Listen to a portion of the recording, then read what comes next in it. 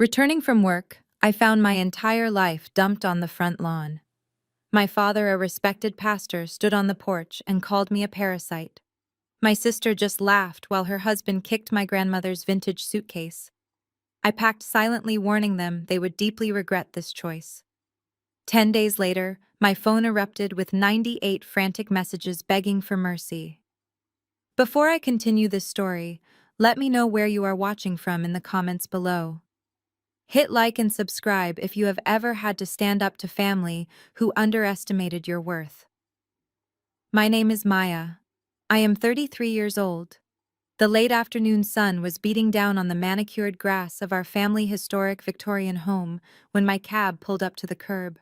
I stepped out in my modest beige work slacks and a simple blouse, completely unprepared for the sight waiting for me.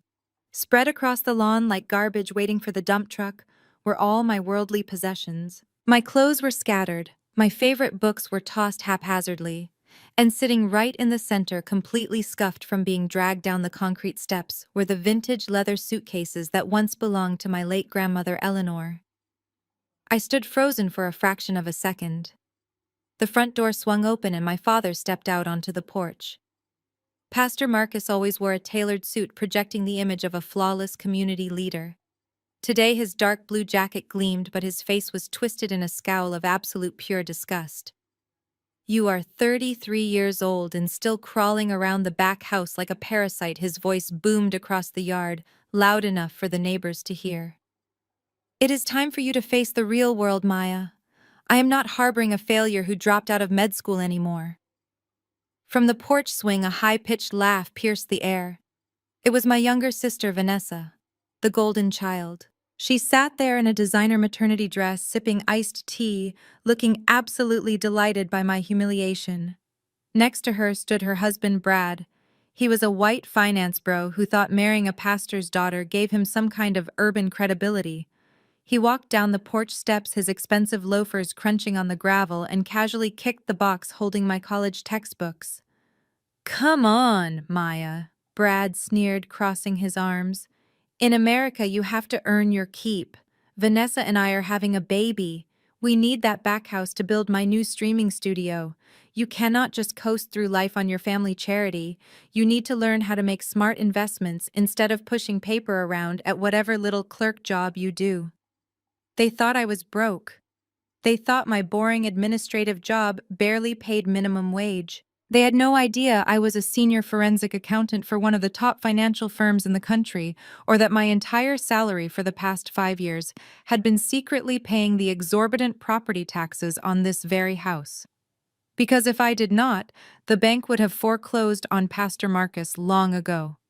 Grandmother Eleanor built this family legacy from the ground up during a time when Black women were rarely allowed to own property.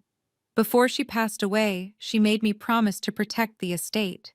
She knew my father cared more about appearances than actual financial stability. He drove luxury cars and wore expensive watches, while the church struggled to keep the heating on during winter services. And Vanessa was exactly like him. She had married Brad because he constantly bragged about his cryptocurrency portfolio and endless wealth. But as a forensic auditor, I knew the truth. Brad was drowning in hidden debt. His shiny new sports car parked in our driveway was leased, and his big investment firm was nothing more than a desperate scheme built on lies. They thought they were throwing out a useless burden today, but they were actually evicting their only financial shield. I looked at Vanessa, who was rubbing her belly and smiling. Then I looked at my father, who was pointing a stern finger toward the street. They expected me to cry. They wanted me to drop to my knees and beg for a week to find a cheap apartment. They craved the power of breaking me down just like they always did. Instead, I felt nothing but cold, sharp clarity. I did not shed a single tear. I walked calmly up the driveway past Brad and his arrogant smirk, and stopped right at the pile of my belongings. I bent down and picked up the only thing that truly mattered: my encrypted corporate laptop. It held the financial files that would soon tear their entire fake empire to the ground. I stood up, tall, looked my father directly in the eye, and spoke with a voice completely devoid of emotion. "I will go. But you need to remember this exact moment, Dad, because when that gate closes behind me, I am never paying another bill for this family again. Do not call me when the lights go out." Vanessa snorted and rolled her eyes. "Please," she mocked. "Like your little grocery money makes a difference. Brad makes more in a day than you make in a year. Get lost, Maya. Nobody here is going to miss your miserable attitude anyway." I pulled out my phone and ordered an Uber Black. 10 minutes later, a sleek black SUV pulled up to the curb.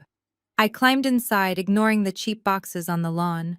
I left them standing on the porch, laughing at my apparent defeat, completely unaware that they had just handed me the keys to their absolute destruction.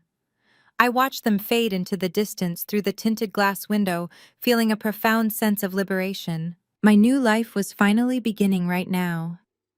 The heavy leather door of the SUV closed with a solid thud, shutting out the sound of my sister laughing on the porch. The driver glanced at me through the rearview mirror, probably expecting to see a weeping woman who had just been thrown out of her house. Instead, I reached into my bag and pulled out my titanium-encrypted laptop.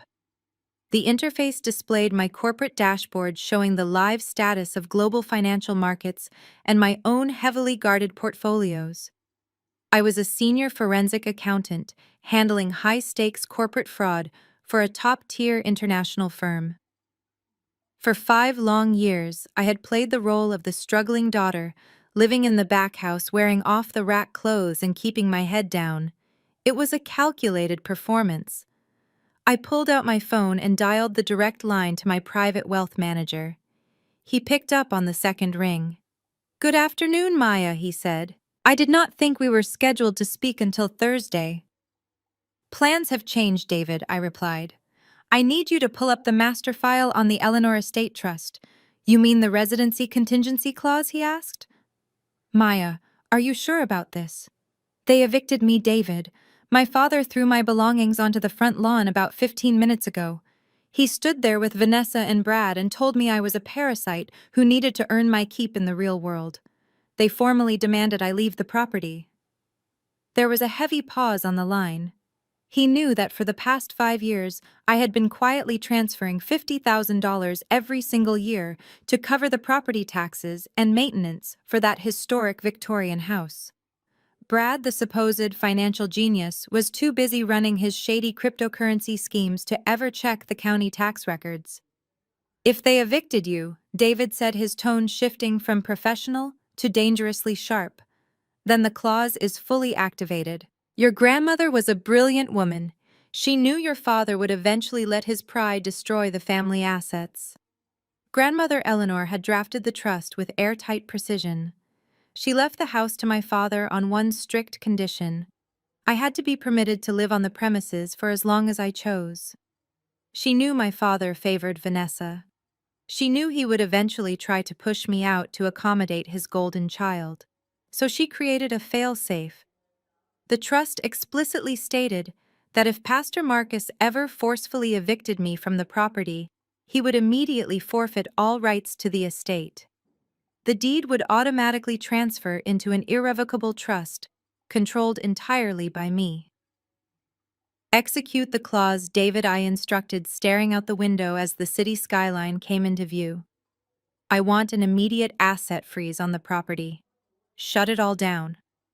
"Maya, if I initiate a hard freeze right now, it will flag the deed across all financial institutions," he warned. "If your brother-in-law Brad is using that house as collateral for any of his shell companies, the banks will instantly freeze his connected accounts too. The margin calls will hit him before the end of the week." "That is exactly what I'm counting on," I replied. "Brad has been bleeding the church congregation dry with his fake investment pitches. He used my father to gain their trust. He thinks he is a wolf of Wall Street, but his entire portfolio is a house of cards built on illegal loans." "Lock the deed. Consider it done," David said. "The freeze will be active in the system within the hour. By tomorrow morning, any credit lines tied to that property address will be suspended. Do you need me to arrange temporary housing for you?" For 3 years, I had owned a $4 million penthouse in the financial district. I only stayed in the back house on weekends and holidays to maintain the illusion and keep my promise to my grandmother. My family was so self-absorbed they never noticed I was gone half the week. They assumed I was working overtime at some miserable data entry job. As the SUV glided through the bustling city streets, I felt a profound weight lift from my shoulders. The mask was finally off. I no longer had to pretend to be small to make their fragile egos feel big. My father had chosen to cast me out to make room for a son-in-law who was actively defrauding their community. Vanessa had chosen to mock the only person standing between her and total bankruptcy. I had spent my career tracking down hidden offshore accounts, unmasking corrupt executives, and dismantling complex embezzlement schemes. I knew exactly how greedy men tried to hide their money. Brad was an absolute amateur compared to the criminals I usually investigated. His fake investment firm was a textbook Ponzi scheme reliant entirely upon new cash. By freezing the house, I was cutting off his central lifeline. Without that collateral, his operation would suffocate within days. The Uber pulled up to the private underground entrance of my luxury building. The concierge greeted me by name and swiped my secure fob for the private elevator. As I rode up to the top floor, I looked at the reflection in the polished steel doors. The woman staring back was not a victim. She was the architect of their impending ruin. The financial freeze was just the first domino. When my father tried to use the church credit card to fund his lavish lifestyle, and when Brad tried to shuffle his illegal loans to cover his tracks, they would hit a solid brick wall. They thought they had disposed of the family trash today. They had no idea they had just handed me the match to burn their false empire to the ground. I stepped out of the elevator into my massive, sunlit living room, ready to watch the collapse begin. The morning sun poured through the floor-to-ceiling windows of my penthouse. For the first time in years, I woke up without the sound of my father practicing his booming sermons, or Vanessa complaining about the internet connection. I brewed a cup of espresso in my designer kitchen and looked out over the sprawling city skyline. My $4 million sanctuary was completely silent and perfectly mine. I took my time getting dressed, putting on a tailored charcoal suit that cost more than Brad made in an entire month. When I arrived at the glass skyscraper that housed my corporate office, the security guards nodded respectfully. I walked past rows of busy analysts who immediately parted ways for me. I entered my corner office and locked the heavy door behind me. I had a massive corporate fraud case sitting on my desk for a Fortune 500 company, but today I had a very personal side project. I sat down at my triple monitor setup and cracked my knuckles. It was finally time to look under the hood of Brad and his brilliant financial empire. I logged into our proprietary forensic database. It was a highly restricted system that traced offshore accounts, hidden shell companies, and encrypted digital transactions across the globe. I typed in the name of Brad and his supposed investment firm, Apex Vanguard Solutions. Within seconds, the screen lit up with glowing red flags. Brad always bragged at Sunday family dinners about his genius cryptocurrency portfolio and massive real estate acquisitions. He loudly called himself a self-made financial guru. But as I traced the digital paper trail, the truth was incredibly pathetic. Apex Vanguard Solutions was barely a registered corporate entity. It had zero legitimate assets, no payroll, and absolutely no active client portfolios. What it did have was a staggering amount of high-interest commercial debt. Brad had taken out massive loans from unregulated private lenders operating overseas. These were the kind of aggressive lenders who destroyed your entire life when you missed a single payment. But what caught my absolute attention was the collateral he used. To secure $3 million in high-risk funding, Brad needed a massive hard asset. He did not own his leased sports car or his luxury apartment. He had used the historic Victorian family home. I leaned closer to the glowing monitors, scanning the digitized loan documents. My heart beat a steady rhythm of cold and calculated anger. Brad had somehow convinced my father to sign over partial power of attorney under the false guise of a church estate expansion project. Pastor Marcus, in his infinite greed, had handed a white-collar criminal the keys to our family legacy. Brad then forged the property appraisal to illegally inflate its value and used the deed to secure his illicit loans. Since I had initiated the severe asset freeze yesterday, those foreign lenders were about to get automated electronic notices that their collateral was legally inaccessible. The automated banking systems would immediately trigger harsh margin calls, demanding Brad pay the entire $3 million balance in pure cash by the end of the week. He was trapped in a cage of his own making, and my father was completely tied to the rapidly sinking ship. I saved the damning documents to a secure encrypted flash drive. I had the concrete evidence needed to send Brad to federal prison for wire fraud and forgery. But I was not going to hand it over just yet. I wanted them to truly feel the walls closing in first. By Tuesday afternoon, the first cracks in their perfect reality began to show. While I reviewed quarterly tax reports for corporate clients, a minor disaster unfolded across town. I did not need to be there to know exactly what was happening. Vanessa had spent months planning an extravagant baby shower at the most exclusive country club. She invited over 200 wealthy church members and socialites. She ordered expensive orchids, custom crystal favors, and a 5-course meal. She expected my father to foot the bill. Pastor Marcus always used the church discretionary fund credit card for his family expenses, treating congregation donations like his own personal piggy bank. He walked up to the country club event coordinator with his usual arrogant swagger and confidently handed over the gold corporate card to pay the final $30,000 deposit. He expected a polite thank you and a respectful bow. Instead, the coordinator ran the card through the machine and the terminal beeped a harsh red error. Declined. Pastor Marcus confidently told them to run it again, claiming it was a bank error. It declined a second time, then a third time. The asset freeze I placed on the estate triggered an automatic security lock on all accounts linked to that home address. The bank flagged the church credit card as a risk because my father illegally tied it to the home equity line. The manager informed Pastor Marcus that without immediate payment, the baby shower would be canceled. Vanessa stood there humiliated in front of her wealthy friends, her perfect image shattered in an instant. My phone buzzed on my desk. I saw a text message from my father. It was written in his typical demanding tone. Maya, you forgot to deposit your rent money into the joint account this month. The bank put a hold on my cards because of your negligence. Transfer $2,000 immediately. You are embarrassing your sister at the country club. Fix this right now. He believed I was just a forgetful tenant who ruined his afternoon. He had no idea he was already completely bankrupt. I read the message twice.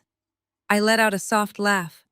I did not reply. I did not explain the asset freeze or the massive fraud. I simply swiped left and deleted the message.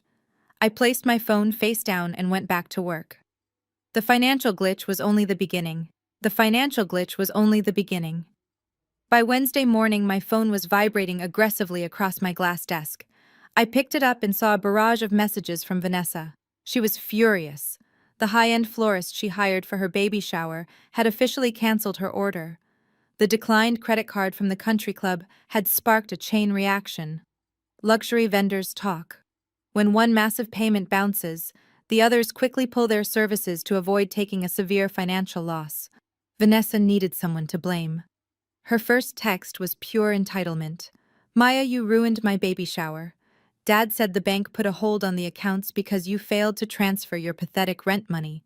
The florist just canceled my custom orchid arrangements. You are so incredibly selfish. You always ruin everything. I took a slow sip of my coffee and typed back a calm response. I do not pay rent anymore, Vanessa. You and Brad made it very clear that I was a parasite who needed to leave.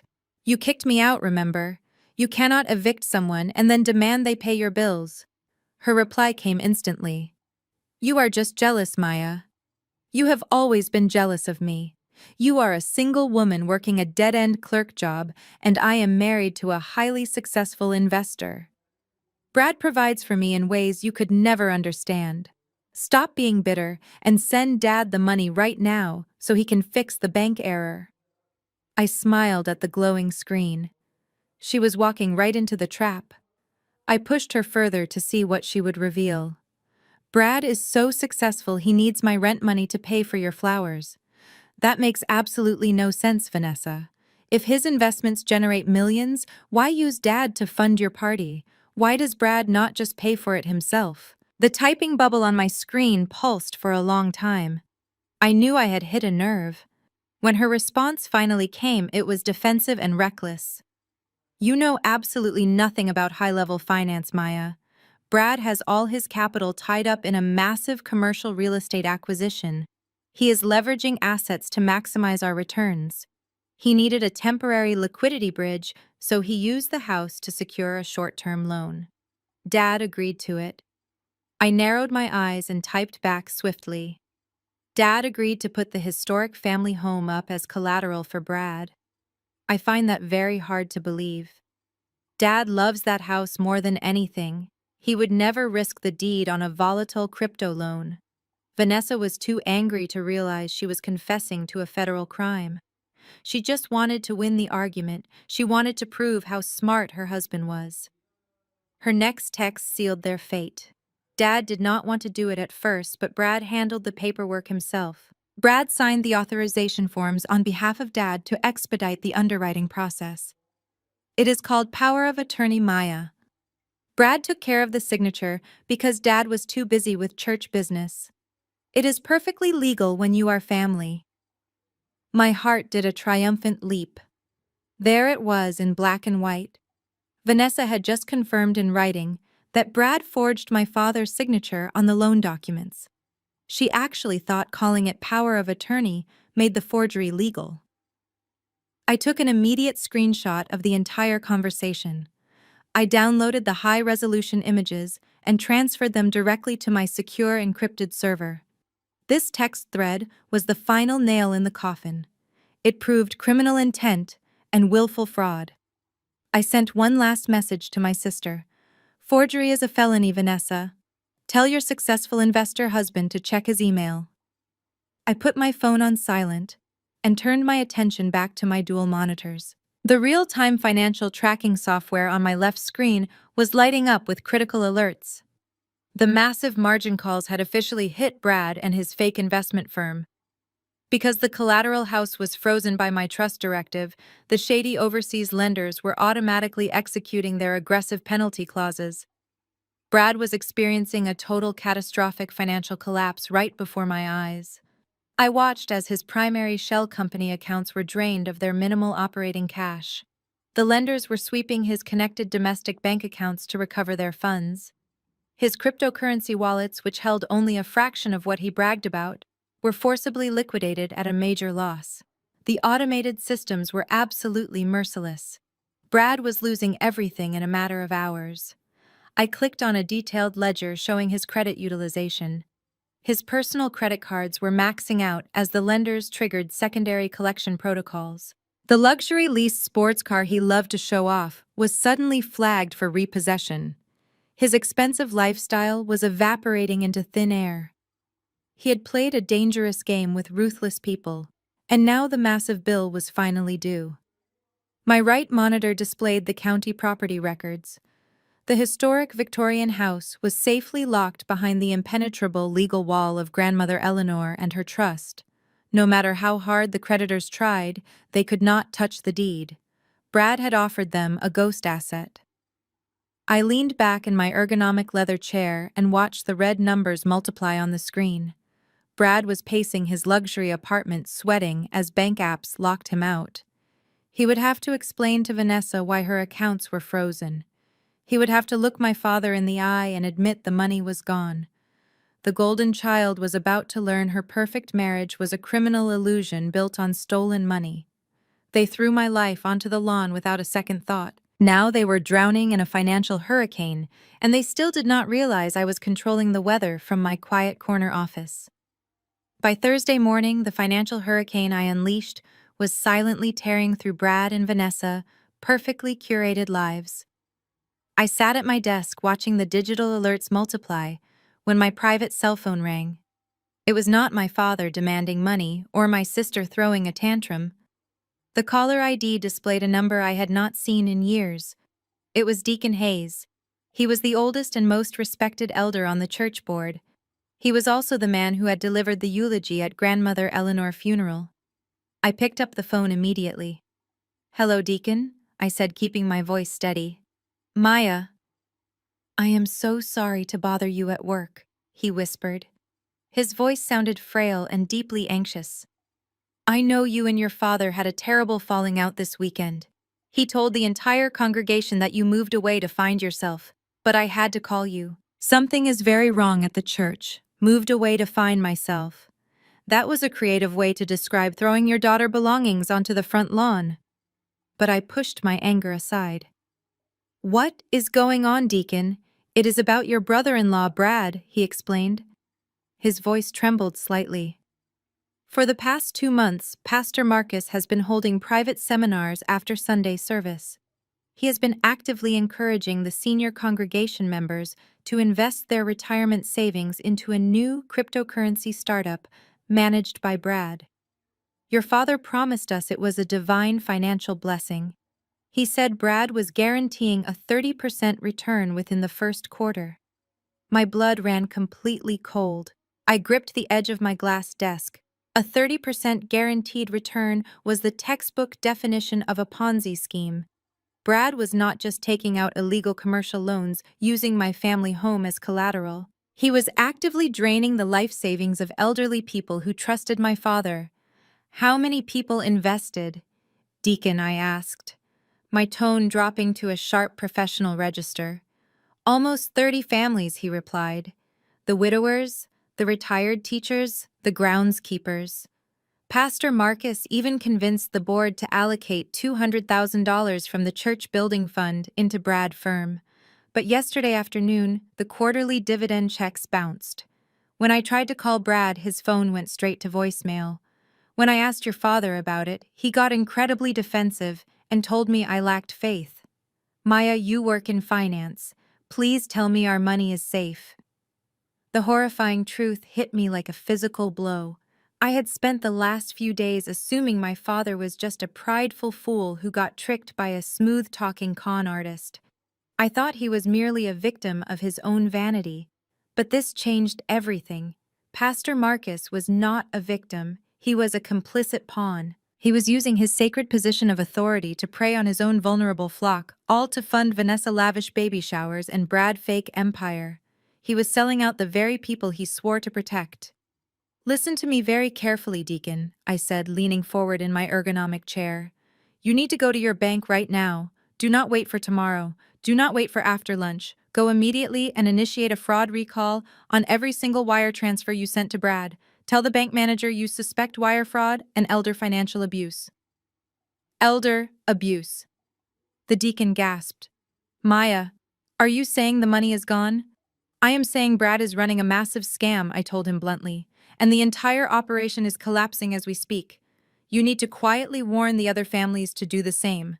But Deacon, you cannot tell my father. If Pastor Marcus finds out you are pulling the funds, he will tip off Brad, and Brad will move whatever cash is left into an untraceable offshore account. Can you keep this quiet until tomorrow morning?" "Yes, Maya," he said, his voice hardening with sudden resolve. "I will spread the word to the others discreetly. We trusted him. We trusted your family." "I know you did," I replied softly. "I am going to fix this problem today. Just get to the bank." I hung up the phone and stared at my glowing monitors. The stakes had just astronomically escalated. This was no longer just a family dispute over a historic house. This was a massive federal crime affecting dozens of innocent lives. The foreign lenders who held the fraudulent mortgage on the house were already squeezing Brad for their $3 million margin call. If Brad panicked, he would try to drain the church retirement funds to pay off the dangerous offshore loan sharks. I could not let that happen under any circumstances. I had to race against the clock. I opened a new encrypted secure channel on my workstation and began compiling the official fraud dossier. I needed a bulletproof package to hand over to the federal authorities before Brad could flee the country. My fingers flew across the keyboard as I downloaded the forged loan authorizations, the falsified property appraisals, and the arrogant text messages from Vanessa admitting to the forgery. I cross-referenced Brad's shell companies with the church bank routing numbers proving the direct pipeline of stolen congregation funds. Every second counted. The dual monitors reflected in my eyes as I built the financial trap. I cataloged every bounced check, every rejected credit card, and every fake cryptocurrency wallet Brad had created.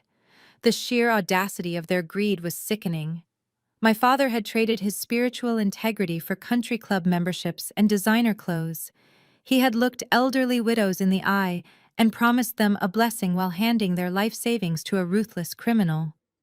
I printed the dossier. The stack contained enough evidence to put Brad away for decades. Handing this to local police was not enough. I picked up my phone to call the FBI. But before my finger could even press the first digit, the screen lit up with an incoming call. It was an unrecognized number. Usually I send unknown callers straight to voicemail, but my intuition told me exactly who was on the other end. I pressed the green accept button and lifted the phone to my ear. I did not say a single word. I simply waited in the absolute silence of my corner office. Heavy, frantic breathing echoed through the small speaker, followed by the unmistakable voice of my brother-in-law. He was calling from an unregistered burner phone, trying to cover his tracks. "Maya," he sneered, trying to sound intimidating. "I know it is you. You think you are so incredibly smart sitting in your little cubicle playing amateur detective? You need to back off right now before I destroy you." He launched into a ridiculous tirade filled with empty corporate buzzwords he probably learned from watching motivational videos on the internet. He demanded that I stop aggressively poking around his limited liability companies. He claimed I completely lacked the foundational financial literacy required to understand his complex matrix of decentralized asset management and blockchain integration. He spoke to me as if I was a foolish child who had accidentally stumbled into a boardroom. "You are messing with high-net-worth individuals, Maya," he threatened, his voice dripping with unearned superiority. "My legal team is already drafting a massive defamation lawsuit against you. I know you have been spreading malicious rumors to Deacon Hayes and the church board, trying to ruin my reputation. You are nothing but a bitter spinster. You are desperately trying to sabotage Vanessa because you have always been deeply jealous of her affluent lifestyle and my explosive financial success." I let him rant. I listened to his pathetic attempts to reassert control over a situation he had already entirely lost. He told me he was going to sue me for tortious interference. He promised to bury me under so much legal paperwork that I would be paying his attorney fees for the rest of my miserable life. When he finally ran out of breath, he demanded an immediate apology. "Are you quite finished, Brad?" I asked, my voice perfectly calm and entirely devoid of emotion. I heard him shift uncomfortably on the other end of the line, clearly expecting me to be crying or apologizing. "Because if your imaginary legal team is as competent as your accounting strategy, you are in serious federal trouble." I clicked open the encrypted dossier on my desktop monitor. "Let us talk about your high net worth portfolio," I said. "Your primary business, Apex Vanguard Solutions, is registered as an entity in Delaware, but it has not filed a legitimate annual tax report in 2 consecutive years. That is a direct violation of Federal Tax Code, Section 6012. Your secondary shell company, which you so cleverly named after your golden retriever, has absolutely zero liquid assets. It exists solely to funnel stolen money from my father congregation into an unregulated offshore cryptocurrency exchange that was officially flagged by the Securities and Exchange Commission last month for international money laundering." "Shut up," Brad stammered, his confident facade instantly cracking. "You do not know what you are talking about. You are hacking into private corporate servers. I will have you arrested for cybercrimes." I ignored his empty threat and raised my voice slightly, cutting through his panic. "I am not even close to being finished, Brad. You committed wire fraud under Title 18, United States Code, Section 1343, when you electronically transferred $200,000 from the church building fund directly into your personal digital gambling accounts. You took money meant for the community and lost it on high-stakes digital poker. And let us not forget the absolute masterpiece of your brief criminal career. You committed aggravated identity theft and severe bank fraud under Title 18, Section 1344, by deliberately forging my father's signature to collateralize a historic property you do not even own. The silence on the line was deafening. I could hear his rapid, shallow breathing. The arrogant finance bro who had kicked my books across the lawn just a few days ago was suddenly realizing he was outmatched. "You are just a clerk," he whispered, his voice trembling. "You cannot prove any of this. I am a senior forensic accountant for a firm that handles federal audits for Fortune 500 companies, Brad." I corrected him sharply. "I track missing billions across global markets for a living. You left a digital trail so incredibly wide and sloppy that a first-year accounting student could follow it blindfolded. I have the forged loan authorizations, the falsified property appraisals, and the very text messages from your own wife admitting that you faked the signature." He let out a strange, choking sound. "Maya, please." He started begging, his tone shifting from aggressive to pathetic. "We can work this out. We are family." I leaned forward in my ergonomic leather chair, my eyes locked on the red alerts flashing across my financial tracking software. "We are not family, Brad. And there is one last detail you need to know. I am the one who authorized the hard asset freeze on the Victorian house. That property belongs to a trust that I exclusively control, which means those dangerous foreign lenders you borrowed money from just realized their collateral is completely void and legally untouchable." I waited a beat, letting the terrifying reality wash over him. "So my only question for you, Brad," I asked, my tone dropping to a deadly whisper, "is how exactly do you plan to cover that $3 million margin call due this Friday? Because the automated banking systems are sweeping your accounts right this very second, and those offshore lenders are not going to accept an apology." Brad panicked. He let out a terrified gasp that sounded like a drowning man grasping for air. Before he could form another coherent sentence, the line went completely dead. He hung up. The power dynamic was entirely flipped. I placed my phone face down on the glass desk. He was officially on the run, and his inevitable collapse was moving faster than even I had anticipated. The morning after my conversation with Brad brought a profound shift. It was Friday, the 7th day since my father threw my belongings onto the front lawn. I was reviewing a quarterly audit when my phone buzzed with an automated alert from the county clerk office. A formal notice of foreclosure and an official fraud investigation had just been served at the family estate. I leaned back, visualizing the scene unfolding at the historic Victorian house. Pastor Marcus usually spent his Friday mornings sitting on the front porch drinking coffee. Today, his peaceful routine was violently interrupted by a process server handing him a thick legal packet. It did not take long for my phone to ring. I looked at the screen and saw my father contact picture. He was wearing his custom-tailored suit. I answered the call and pressed the phone to my ear, but remained completely silent. "Maya, what did you do?" he bellowed. His voice was trembling with absolute rage and deep confusion. "I just had a man hand me a notice of foreclosure. The document says the property is under a severe asset freeze and is the subject of an active federal fraud investigation. You work as a clerk at one of these financial firms. Did you file a false report because you are angry about the back house?" I closed my eyes. He still refused to see reality.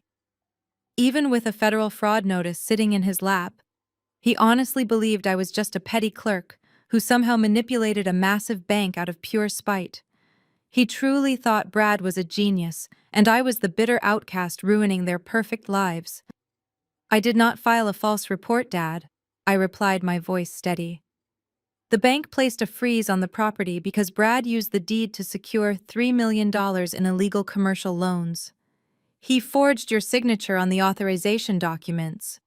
Your son-in-law is running a massive Ponzi scheme, and the foreign lenders are demanding their money." "That is an absolute lie," he shouted, his voice echoing sharply. "Brad is a brilliant investor. He is doubling the retirement funds of my entire congregation. You are spreading toxic lies because you are jealous of your sister. Ever since you left this house, your negative attitude has brought nothing but bad vibes and spiritual warfare to this family. You cursed us the moment you walked out that gate. You threw my belongings onto the front lawn, Dad, I reminded him. You stood on the porch and called me a parasite. You told me to face the real world. Do not use that disrespectful tone with me, he snapped. I am your father and the pastor of our community. I demand that you get over here right now and fix this clerical error. Call your supervisors and clear this up. Brad is stressed, and Vanessa is extremely upset. You are going to come back to this house and fix the mess you created. The sheer audacity of his demand was staggering. He wanted the daughter he discarded to miraculously fix a federal crime to save the man who committed it. For 33 years, I folded myself into small pieces to accommodate his massive ego. I paid his property taxes, smiled through his insults, and protected the legacy of grandmother Eleanor. But that version of Maya died the moment he kicked her boxes down the concrete steps. No, I said simply. Excuse me, he sputtered clearly, shocked by the single syllable. I am not coming over, I clarified, my tone dropping to a freezing temperature. I am not fixing your clerical error, and I am certainly not saving Brad from federal prison. You made your choice, Dad. You chose a criminal over your own daughter. You wanted me out of your house, and now I am out. Do not call me again. Before he could scream another insult, I pressed the end button. I blocked his number immediately. The hard boundary was officially set. I turned my attention back to work. Across town, my father was staring at his phone in disbelief. Pastor Marcus was not a man who handled rejection well. His entire identity was built on absolute authority and unwavering obedience. The fact that I had just hung up on him was an unforgivable offense. He grabbed his keys, stormed out of the house, and got into his luxury sedan. He was driving to the address I gave the family 3 years ago. When I bought my penthouse, I knew my family would never accept my success. They would demand money and destroy my peace. So I rented a cheap studio apartment in a rundown neighborhood across the city to use as my official mailing address and fake residence. I only stayed at the family back house on weekends to keep up appearances and protect the property. My father pulled into the cracked parking lot of the dilapidated apartment complex. He marched up the rusted metal stairs to Unit 4, ready to kick the door down and drag me back to the estate. He pounded his fist against the peeling paint, demanding that I open up immediately. Instead of me, a tired-looking building manager opened the door holding a wrench. My father demanded to see Maya. The manager gave him a confused look. Nobody named Maya lives here, the manager said, wiping grease from his hands. A guy named Hector has lived here for 3 years. You just have the wrong address. My father stood frozen on the rusted walkway.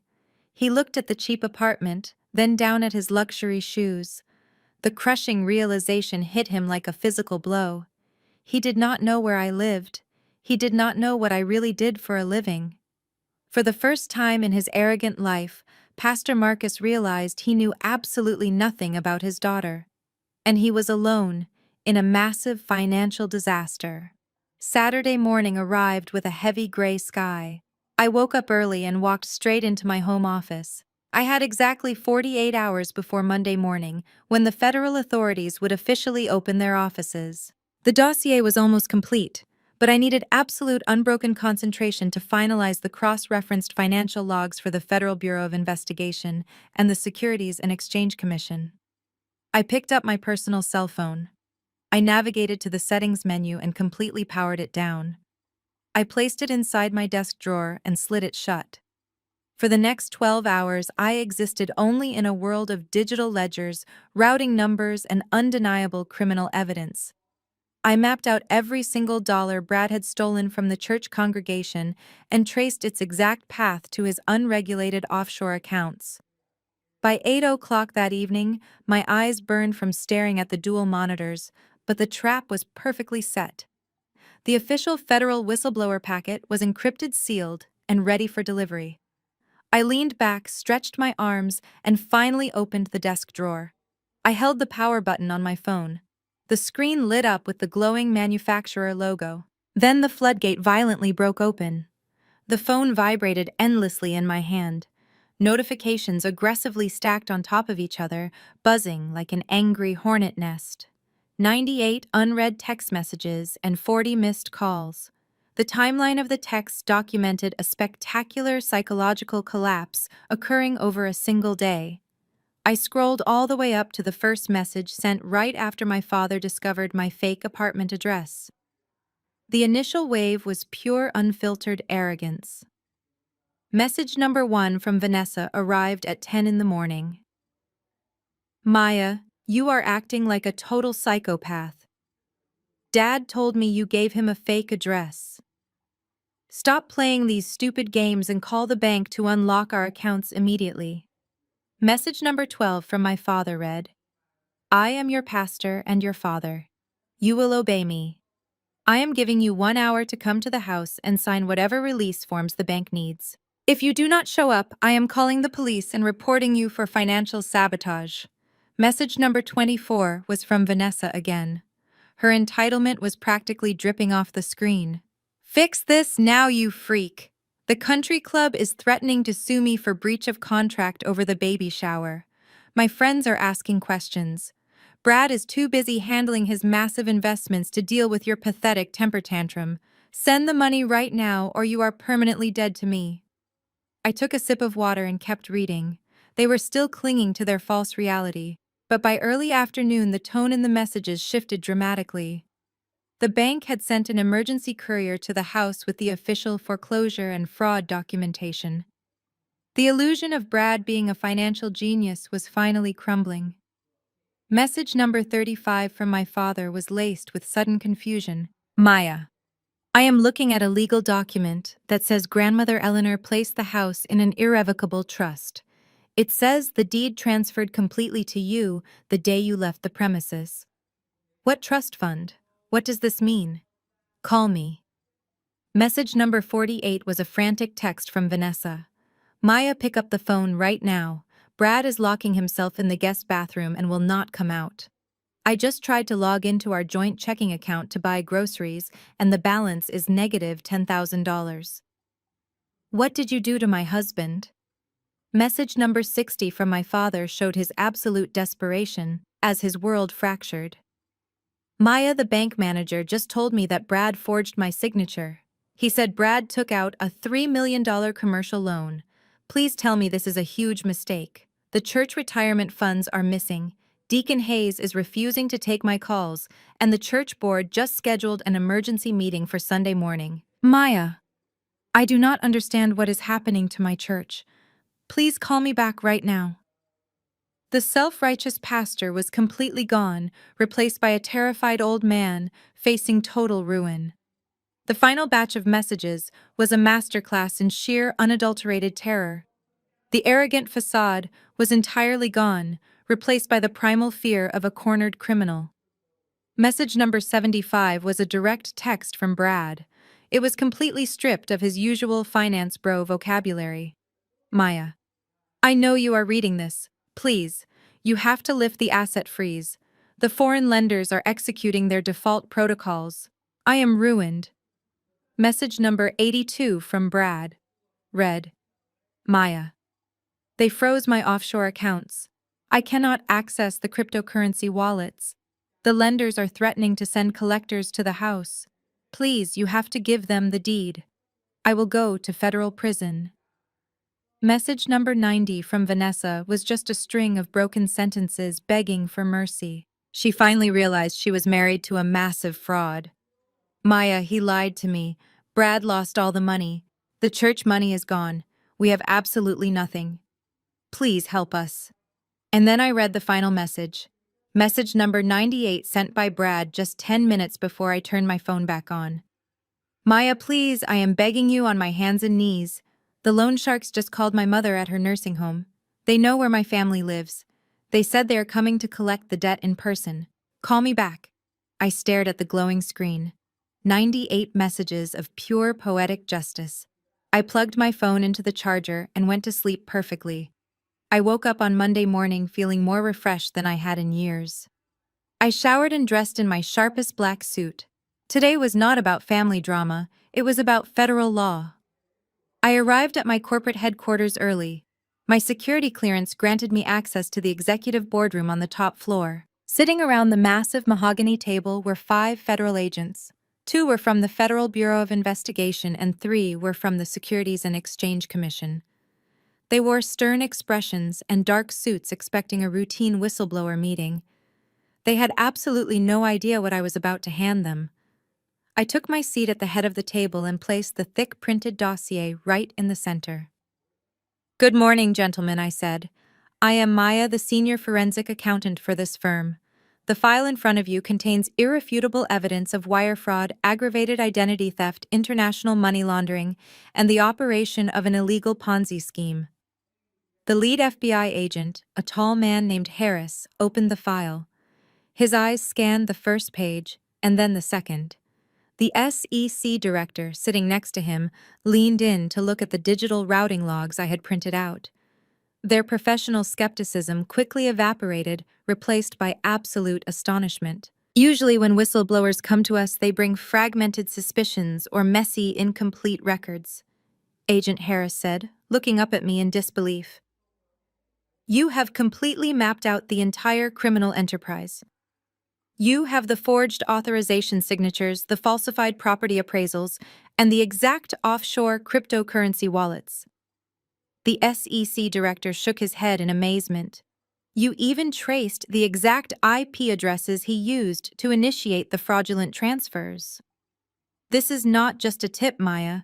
This is a fully prosecuted case wrapped in a bow. It would take my team 6 months to build a financial matrix this detailed." "I did it in 48 hours, I replied flatly. "The perpetrator is my brother-in-law, Brad. He used my family historic home as illegal collateral by forging my father's signature.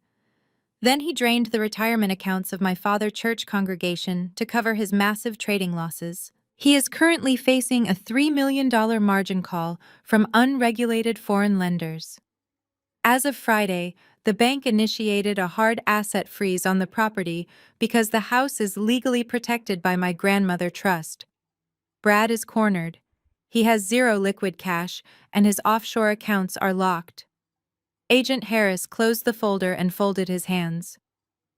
"If he owes $3 million to unregulated foreign lenders, he is a massive flight risk. He will try to run before the week is over. We need to secure an arrest warrant immediately." "That is exactly why I called you," I said. "He is desperate and he is terrified. He left me 98 messages begging for a lifeline. I am going to offer him a fake one. I want to coordinate a sting operation right here in this building. I will tell him to come to my office tomorrow to sign the release papers for the house. When he arrives, he will be fully expecting a desperate family negotiation. Instead, he will be walking straight into federal custody." The agents exchanged impressed looks. The FBI and SEC rarely worked with civilians who were this ruthlessly efficient. Agent Harris nodded his agreement. "We will have armed agents stationed in the lobby and right outside your boardroom. Once he is inside the room and admits to the fraud, we will move in and make the arrest. We will also need to question your father, Pastor Marcus, regarding his involvement in the misappropriation of church funds." "Pastor Marcus might not be a pastor for much longer," I said, opening my encrypted laptop. As we were finalizing the tactical details of the sting operation, a high-priority email notification flashed across my screen. It was a secure message from the senior deacon of the church. I clicked open the email and read the contents. The pacing of their downfall was accelerating rapidly. The church board had held their emergency closed-door meeting on Sunday after my father failed to explain the missing retirement funds. The evidence I had quietly provided to the deacon was insurmountable. The board had officially voted unanimously to strip my father of his pastoral title. The email stated that the church locks were already changed. My father was legally barred from stepping onto the church grounds, and the congregation was preparing to file a massive civil class action lawsuit against him. My father's entire identity was wrapped up in his prestigious title. He demanded respect and obedience because he wore the cloth. He had thrown me away like garbage because he thought I was beneath him. Now he was a disgraced civilian locked out of his own sanctuary, facing catastrophic financial ruin and massive public humiliation. I looked up at the federal agents. The sting operation is set for tomorrow at 2 o'clock in the afternoon, I confirmed. I will send the text message to Brad right now. I picked up my phone, which was still completely silent since I had turned off the notifications. I typed a single cold message to the group chat that included Brad, Vanessa, and my father. Meet me at my corporate office downtown tomorrow at 2 o'clock sharp. Bring Brad or the police will be waiting at your front door. I hit send and placed the phone back on the desk. The trap was perfectly armed. The walls were rapidly closing in on the people who thought they could destroy me. They were completely stripped of their false power, their stolen money, and their fake prestigious titles. Tomorrow they would walk into this high-rise building, expecting to bully the family outcast into saving their miserable lives. They had no idea they were walking straight into a federal prison cell. Tuesday morning arrived with a chilling stillness. It was the 10th day since I was thrown out of my own family. I woke up in my quiet penthouse and walked into the kitchen. I had silenced my phone completely after sending the group text the previous afternoon. When I picked the device up from the marble counter and restored the cellular connection, a new notification immediately pushed through. It was a frantic voice note from Vanessa. I tapped the screen and listened as her hysterical crying filled the empty room. "Maya, please, you have to answer me," she sobbed, her voice cracking with pure desperation. "Brad is tearing the apartment apart. He is trying to pack a suitcase. He says we have to leave the country right now, but all our bank accounts are completely locked. The cards are declining everywhere. He is terrified, Maya. He says dangerous people are coming for him. Dad is on his way over here, and he will not stop screaming about the church locking him out. Please tell me you are going to help us. Please tell me you can fix this." I listened to the entire recording without blinking. The golden child was finally experiencing the real world. She had spent her entire life shielded by my father and funded by stolen money. Now the shield was gone. I typed a single text message in response to her voice note to ensure they understood the gravity of the situation. "Meet me at the lawyer office downtown at 2 o'clock sharp. Bring Brad or the police will handle this. Do not be late." I hit send and watched the message mark as delivered. There was no reply. They had no choice but to obey. I spent the rest of the morning preparing the final stage. I dressed in a tailored navy blue suit that projected absolute authority. When I arrived at the towering glass skyscraper that housed my firm, the atmosphere was already charged with electric anticipation. I walked through the polished marble lobby and took the private elevator to the executive floor. Agent Harris and his federal team were already there coordinating with our corporate security staff. The massive mahogany boardroom had been perfectly staged for the sting operation. High-definition recording devices were discreetly activated in the ceiling corners, capturing every angle of the room. Harris approached me holding a sleek digital tablet. "We have a perimeter established," he informed me, his voice low and professional. 2 plainclothes agents are stationed in the main lobby, pretending to read newspapers. Another team is waiting in the maintenance hallway, right behind this boardroom. We have locked down the parking garage and the freight elevators. There is absolutely no way Brad is leaving this building once he steps onto this floor. I nodded, looking around the expansive room. The floor-to-ceiling windows offered a commanding view of the entire city. It was the perfect setting for a financial execution. "Are we sure he will not try to run before he gets here?" I asked. Harris smiled a tight, confident smile. "We have had unmarked vehicles tracking his movements since yesterday evening. He tried to buy a plane ticket to the Cayman Islands at 4 in the morning, but his passport was flagged, and his frozen accounts blocked the transaction. He is trapped like a rat in a maze. He has nowhere else to go but here. He thinks you are his last remaining lifeline." The hours ticked by with agonizing precision. I sat at the head of the long wooden table reviewing the printed dossier one last time. At exactly 1:45 in the afternoon, the phone on the conference table buzzed. It was the front desk receptionist. "Miss Maya," she said, her voice perfectly polite. "You have 3 guests arriving in the main lobby. A Mr. Marcus, a Miss Vanessa, and a Mr. Brad. They are demanding to be brought up immediately. Send them up to the executive floor," I instructed. Have security escort them directly to the boardroom. I hung up the phone and looked over at Agent Harris. He gave me a sharp nod and quietly slipped out of the room through the side door, disappearing into the maintenance hallway with his team. I was left completely alone in the massive space. I turned my chair slightly to face the heavy frosted glass doors. My heart was beating in a slow, steady rhythm. For my entire life, these three people had made me feel incredibly small. They had criticized my clothes, mocked my ambitions, and treated me like a disposable servant. They truly believed their aggressive arrogance made them untouchable. I watched the shadows of three figures approach through the frosted glass. I could hear my father's loud, demanding voice echoing in the quiet corporate hallway. He was probably trying to intimidate the security guards. The heavy doors finally swung open and they stepped into the room. The visual transformation was absolutely staggering. My father was not wearing his pristine tailored suit today. He wore a wrinkled button-down shirt, and his face was pale and deeply sunken. He looked like a defeated, broken old man. Vanessa walked in right behind him, clutching her expensive designer handbag like a protective shield. Her eyes were red and swollen from hours of crying. And then there was Brad. The arrogant finance bro who had violently kicked my books across the front lawn was now sweating profusely.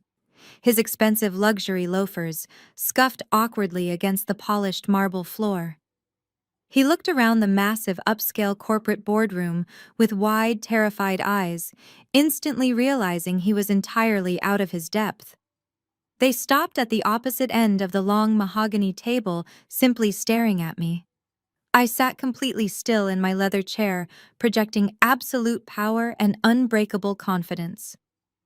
"Welcome to my office," I said, my voice breaking the heavy silence. "Please take a seat. We have a lot of accounting to do." My father stood frozen at the opposite end of the long mahogany table. His eyes darted around the massive glass boardroom, taking in the sweeping views of the downtown skyline and the expensive modern art hanging on the walls. He opened his mouth to speak, but absolutely no words came out. Vanessa practically collapsed into a plush leather chair, dropping her designer handbag onto the polished wood. Her hands were visibly shaking. Brad remained standing, his face pale and slick with cold sweat. He looked like a man walking directly to his own execution. He kept glancing at the frosted glass doors behind him, as if he expected the walls to physically close in on him. Before any of them could find their voice, the side door of the boardroom opened. Two high-powered corporate attorneys stepped into the room. They were senior partners at my firm, dressed in immaculate custom suits. They walked with the kind of aggressive confidence that only came from billing $1,000 an hour. They took their seats flanking me on both sides, opening thick leather binders filled with financial documents. The visual power shift was absolute. I was no longer the quiet daughter living in the back house. I was the architect of their destruction, and I had an army of legal experts backing me up. I knew exactly how they had behaved downstairs in the lobby. My security director had already sent me the surveillance footage minutes before they arrived. When they first walked through the revolving glass doors, my father had marched up to the front desk, demanding that the receptionist treat him like a very important person. He had raised his voice, telling the security staff that he was Pastor Marcus, and he expected to be escorted to the clerical department immediately. Vanessa had scoffed at the marble columns, acting completely unimpressed, while Brad had aggressively tapped his foot, demanding VIP clearance.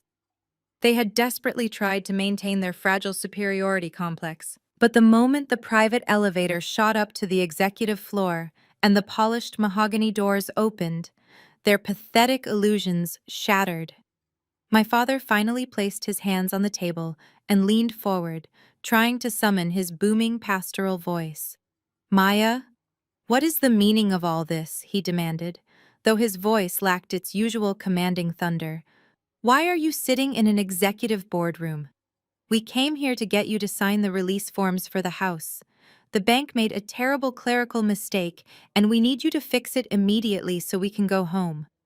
Vanessa chimed in, her tone shifting from arrogant to pleading. "Maya, tell these lawyers to leave us alone. Brad is under a lot of stress right now. You have no idea what is happening to our family today. The bank locked all our accounts and my friends are laughing at me. You need to do your job and correct the banking error so Brad can access his investment funds. I looked at my sister. The sheer level of her delusion was almost impressive. She genuinely believed I was just a lowly clerk who had accidentally pressed the wrong button on a computer keyboard. I slowly opened the thick folder resting in front of me. The first document was the official property deed for the historic Victorian house. I slid it smoothly across the long table. It stopped right in front of my father. "There is no banking error, Dad," I said, my voice echoing sharply in the quiet room. "And I am not a clerk. I am a senior forensic accountant for this firm. I specialize in dismantling massive corporate fraud networks.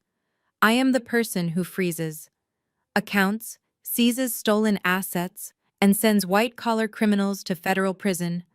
And for the past 5 years, I have been the only person secretly paying the exorbitant property taxes on your house to keep it from being foreclosed." My father stared at the deed. He blinked rapidly, trying to process the overwhelming information. His jaw tightened as the reality of my success violently collided with his lifelong narrative of my failure. "You paid the taxes," he whispered, his eyes wide with genuine shock. "I did," I confirmed.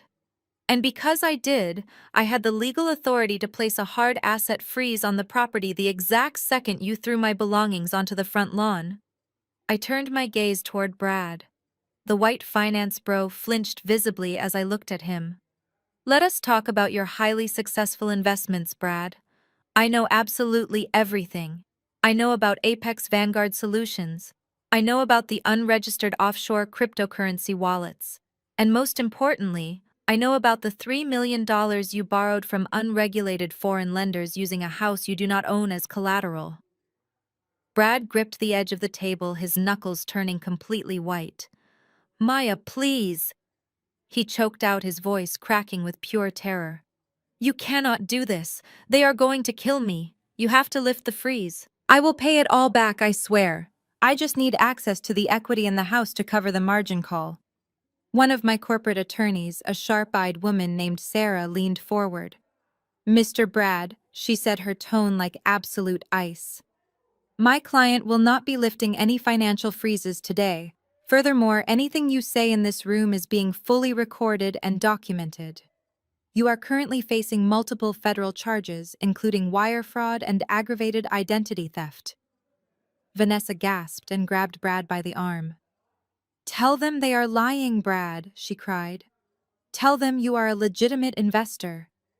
Dad, tell her to stop making up these horrible lies." But my father was not looking at Vanessa. He was staring at the forged loan authorization form I had just slid next to the property deed. He recognized his own signature perfectly copied by the guilty man beside him. Before my father could fully process the reality of the forgery, the boardroom doors swung open one more time. A man in a cheap pinstripe suit strutted into the room carrying a battered leather briefcase. This was the sleazy lawyer Brad had managed to scrape together at the absolute last minute. He took one look at my sophisticated corporate attorneys and puffed out his chest, trying to look much larger and more important than he actually was. He slammed his briefcase onto the polished mahogany table, creating a loud, echoing thud that made Vanessa jump in her seat. He pointed a stubby finger directly at me. "Listen here, little lady," he barked, his voice overly loud and completely unprofessional. "My client, Mr. Brad, is a highly respected financial consultant. What you are doing here constitutes malicious, tortious interference with his legitimate business operations. You have illegally frozen his assets based on a completely fabricated interpretation of an outdated family trust. We are fully prepared to sue you, your firm, and anyone else involved for millions of dollars in punitive damages. Lift the property freeze right now, or I will have you arrested for corporate sabotage and extortion." I did not flinch. I did not even blink. I simply looked at the sweating lawyer and then shifted my gaze back to Brad. "You hired a man who buys his suits off the discount rack. To threaten a senior forensic accountant in her own corporate headquarters, I said softly. That is a remarkably bold strategy, Brad. Let us see exactly how it plays out for you. I reached into my leather folder and pulled out a single crisp piece of paper. It was not a thick stack of confusing legal jargon or a dense corporate contract. It was just one single page. A highly classified financial bank statement pulled directly from an unregulated offshore gambling syndicate. I slid the paper smoothly across the long table until it stopped right in front of Vanessa and Brad. Take a very good look at that document, Vanessa. I instructed, my voice cutting through the heavy tension like a razor blade. Your husband told you he was a brilliant investor. He told my father he was taking the church retirement funds and doubling them in high-yield cryptocurrency startups. He bragged about his massive returns at every single Sunday dinner while mocking my modest lifestyle. Vanessa leaned forward, her eyes rapidly scanning the columns of numbers printed on the page. "What is this?" she whispered, her voice shaking with sudden uncertainty. "That is the exact digital ledger of every single dollar your husband took from the elderly members of our church congregation," I explained, leaning back in my ergonomic chair. There were absolutely no real estate acquisitions. There were no cryptocurrency investments. He did not invest a single dime of their money into anything legitimate. He took $200,000 of the church building fund and the entire life savings of 30 elderly families, and he gambled it all away on high-stakes offshore digital poker. He lost $50,000 in a single night playing virtual blackjack while the people he stole from were sitting in church praying for financial blessings. Brad let out a pathetic whimpering sound. His sleazy lawyer suddenly stopped talking and stared at the paper, his arrogant posture completely deflating in an instant. But Vanessa absolutely refused to accept the horrifying truth. Her entire identity was wrapped up in being the wealthy, golden child married to a successful genius. She slammed her hand down on the table, her face turning bright red with desperate, furious denial. "That is a complete lie," she screamed, pointing an accusing finger at me. "You are lying, Maya. You forged this document just like you forged the property deed. You are so incredibly jealous of my beautiful life that you are making up these ridiculous stories to destroy my perfect marriage. Brad is a highly successful entrepreneur. You are just a bitter, lonely woman who wants everyone else to be as thoroughly miserable as you are." Vanessa continued her hysterical tirade, tears streaming down her face and ruining her expensive designer makeup. She turned to my father, seeking his ultimate validation and protection, just like she had done since we were children. "Dad, tell her she is crazy," Vanessa pleaded, aggressively grabbing his arm. "Tell her Brad would never do something like this. Brad bought you that luxury watch for your birthday. He paid for our exclusive country club memberships. He is a good man, Dad. You know he is a good man." But my father was completely silent. He was staring at the forged signature on the loan authorization and the gambling ledger sitting side by side on the mahogany table. The expensive luxury watch on his wrist suddenly looked exactly like a pair of heavy iron handcuffs. He was finally beginning to realize that every lavish gift Brad had ever given them was paid for with stolen money directly from his own trusting congregation. The sleazy lawyer cleared his throat, nervously breaking the awkward silence. He picked up the gambling ledger and read the federal tracking codes printed clearly at the top of the page. "These are official Securities and Exchange Commission tracking watermarks," he muttered, his voice barely above a terrified whisper. He looked at Brad, his eyes wide with sudden blinding panic. "You told me this was a simple family dispute over a piece of inherited real estate. You did not tell me the federal government was actively tracking stolen funds. I am not losing my license to practice law for a degenerate gambler." The lawyer quickly shoved the paper back across the table, grabbed his battered leather briefcase, and actually took a fast step toward the door.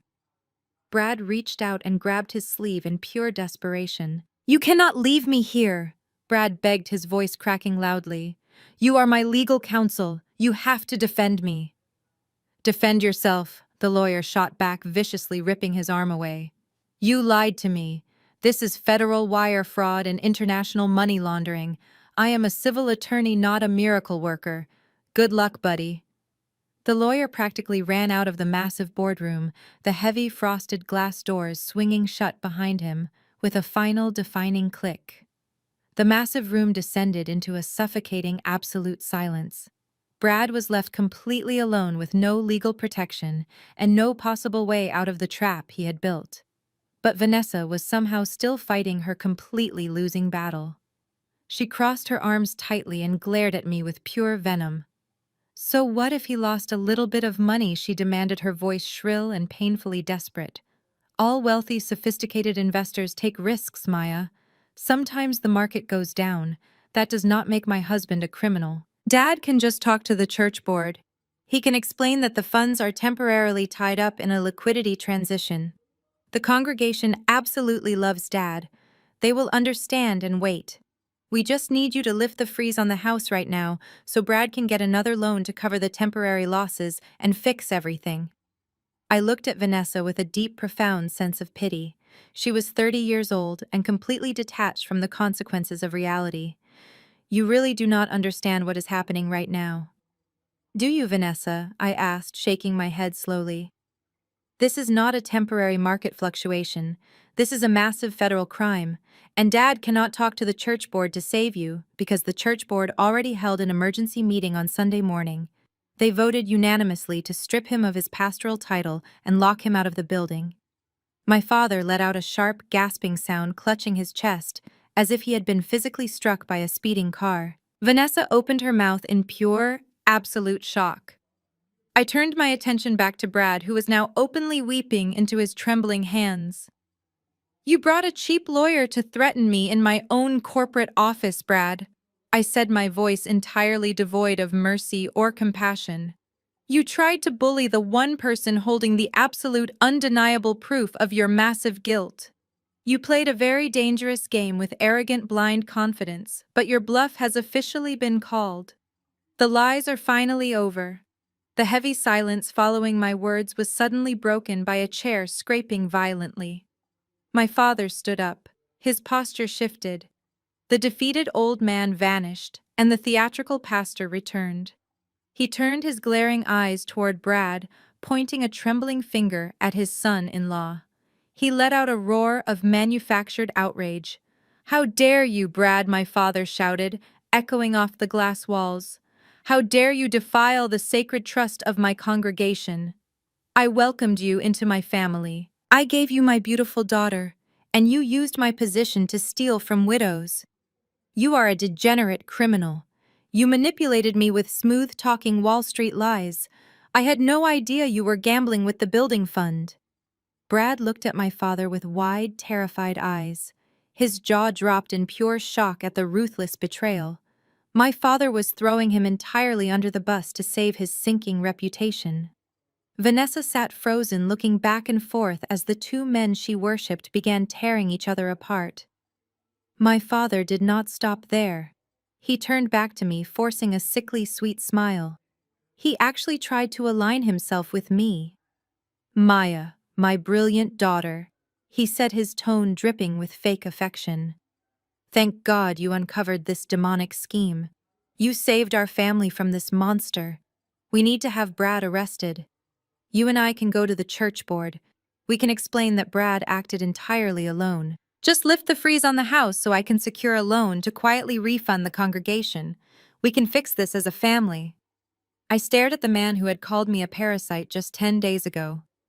The manipulative narcissism required to pivot from hating me to praising me in seconds was impressive. He was willing to sacrifice Brad to federal prison if it meant keeping his pastoral title. He actually thought I was desperate enough for his fatherly approval that I would help him cover up a massive crime. I raised my hand, silencing his frantic rambling. Do not call me your brilliant daughter, Dad, I said, my voice dropping to a low, dangerous pitch. Do not pretend you are the innocent victim of a con artist. You are a fully complicit participant. My father stiffened. His fake smile vanished instantly.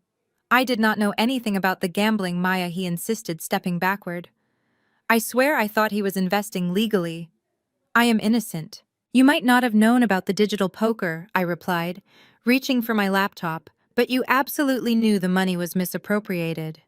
You knew Brad was entirely unqualified. You knew the loan documents were highly illegal, and you actively helped hide evidence. I tapped the trackpad on my encrypted laptop. A digital audio file appeared on the massive screen. Let us listen to a voicemail you left on Brad Burner phone exactly 3 weeks ago, I said. I pressed play. The pristine acoustic design of the boardroom amplified the audio perfectly. My father's voice filled the room clear and undeniable. It was a sneaky, hushed tone he used when he thought nobody else was listening. Brad, listen to me. The recorded voice of my father echoed. Deacon Hayes is asking to see the quarterly audit reports for the building fund. He is getting suspicious about the missing $200,000. I took the ledger out of the church office and locked it in my safe. I can delay the board another month, but you need to get that commercial loan approved immediately. Tell the underwriters whatever they need to hear. Forged signatures, inflated appraisals. I do not care what it takes. Just get the cash so I can balance the church books before the annual review. And do not forget you promised to cover my country club renewal fees. Call me back. The recording ended with a sharp click. The silence that followed was completely suffocating. My father's legs gave out beneath him. He collapsed backward into his heavy leather chair, his mouth opening and closing like a suffocating fish. All the color drained from his face, leaving him looking pale and suddenly incredibly old. Vanessa covered her mouth with both hands, letting out a muffled sob. Her perfect father, the holy man who could do no wrong, had just been exposed as a greedy hypocrite who conspired to defraud his own people just to pay for a country club membership. Brad let out a bitter, pathetic laugh, wiping the cold sweat from his forehead. You threw me directly to the wolves, Marcus. Brad sneered, his voice trembling. But you are going down right next to me. You helped me hide the stolen money. You wanted the illegal kickbacks. We are both going to federal prison together. I closed my laptop firmly. You chose greed over your faithful congregation, Dad, I said, looking directly into his terrified eyes. You traded your spiritual integrity for luxury watches and golf course memberships. You deliberately allowed Brad to steal from elderly widows because you wanted to look wealthy and powerful. You threw my belongings onto the front lawn because you thought I was a threat to your perfect image. But your image was nothing but a cheap illusion built entirely on stolen money and desperate lies. The church board did not just fire you yesterday morning. They immediately forwarded your internal financial records to the federal authorities. You are no longer a respected pastor in our community. You are a documented co-conspirator in a massive federal fraud case. I sat at the head of the boardroom table feeling an overwhelming sense of finality. For my entire life, he used his booming voice from the pulpit to command respect and demand total obedience. He used religion as a weapon to make me feel small. Now, his own recorded words had become the exact weapon that dismantled his false empire. The heavy frosted glass doors that had just swung shut suddenly pushed open again. The sleazy lawyer stepped back into the massive boardroom, his face flushed and covered in a fresh layer of nervous sweat.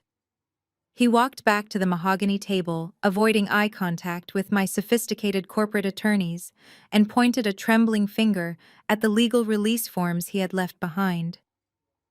Listen to me, he stammered, his voice lacking all of its previous arrogant confidence. The federal authorities might be building a case, but the immediate problem is the $3 million margin call from the unregulated foreign lenders.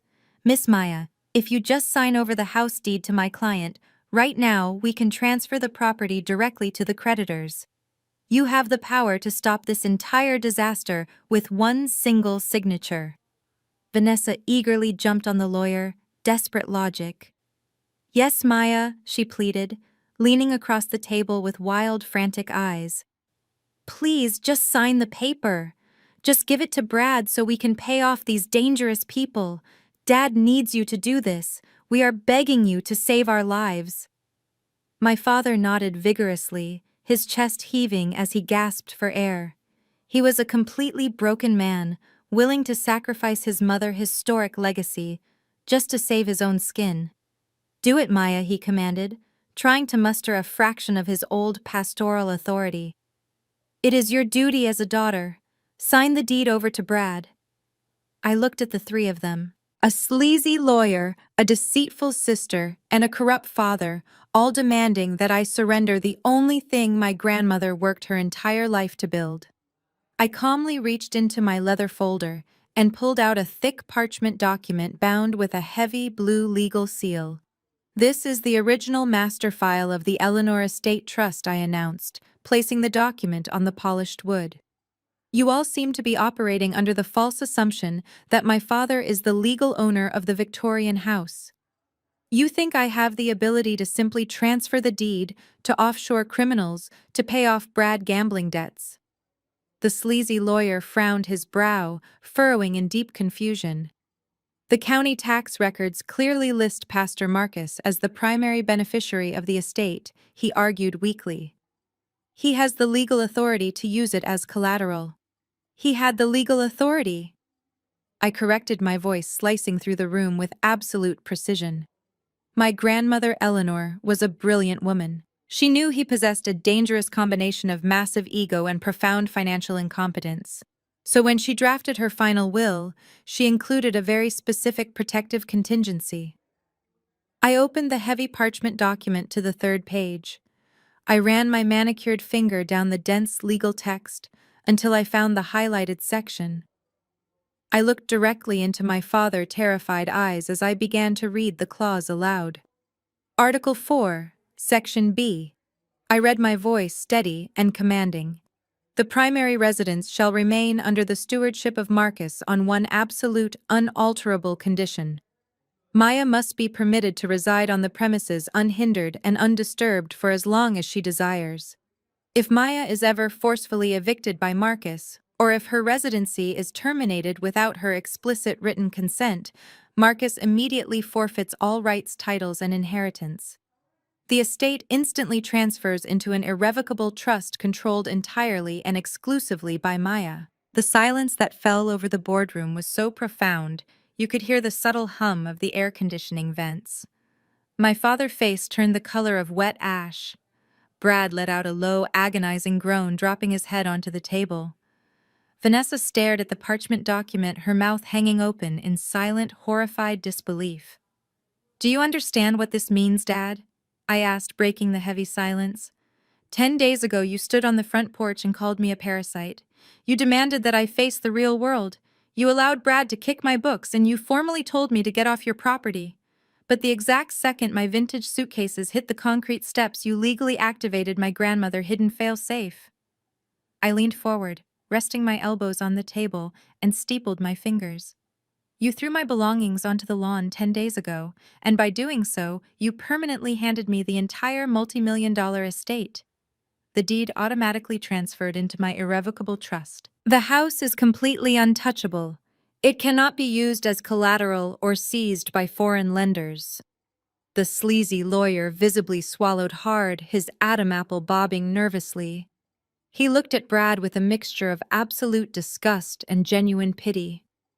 "You leveraged a ghost asset," he whispered. "You forged a signature on a property your father-in-law did not own. You committed federal fraud for absolutely nothing." Brad began to hyperventilate, his chest heaving rapidly as the walls of reality finally crushed him. The foreign lenders he owed money to were ruthless, violent people. He had promised them a historic estate, and now he had absolutely nothing to give them. Vanessa buried her face in her hands and began to wail loudly, her cries echoing off the glass walls. My father stared blankly at the polished mahogany table, his entire world completely destroyed by his own arrogant actions. "Sign the release forms," the lawyer pleaded one last time, his voice cracking. "Miss Maya, there must be some legal loophole. You can dissolve the trust. You can liquidate the asset. You have to do something, or my client is a dead man." I looked at my ruined family. I closed the heavy parchment document and slid it back into my leather folder. "I am not dissolving anything," I said coldly. "My grandmother built that house with her own 2 hands, and I will never let you feed her legacy to a pack of offshore loan sharks." The sheer finality of my words hit Vanessa like a physical blow. The absolute denial she had been clinging to for the past 2 days finally snapped. She turned her head slowly to look at Brad, her face contorted into a mask of pure, unfiltered rage. "You ruined my life!" she screamed, her voice tearing through the quiet boardroom. She lunged forward, hitting Brad on the shoulder with her expensive designer handbag. "You lied to me. You promised me we were rich. You told me you were a financial genius, and I believed you. Now I am going to be the laughingstock of the entire country club. My friends are already blocking my phone number. The florist is suing me. How am I supposed to raise a baby with a man who is going to federal prison? You are completely worthless, Brad." Brad did not even try to defend himself. He just sat there absorbing her blows, his face buried in his hands. He looked like a hollow shell of the arrogant finance bro who used to lecture me about smart investments. "Stop hitting me, Vanessa," he muttered weakly, raising his arms to shield his face. "Just stop. I was trying to give you the lifestyle you demanded. You wanted the luxury cars and the expensive vacations to the Bahamas. You wanted the diamond necklaces. Where did you think the money was coming from? I did it all for you and your greedy family." Vanessa gasped, pulling back as if she had been burned. She spun around to face our father. "Dad, do something," she cried, stomping her foot on the polished marble floor like a spoiled toddler. "You are the head of this family.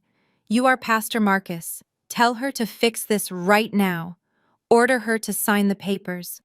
I cannot go bankrupt, Dad. I cannot live in a cheap apartment and buy discount clothes. You have to save me from this nightmare." My father looked at his golden child. For the first time in his life, he had absolutely no authority to comfort her. He realized his pastoral title meant nothing in this room.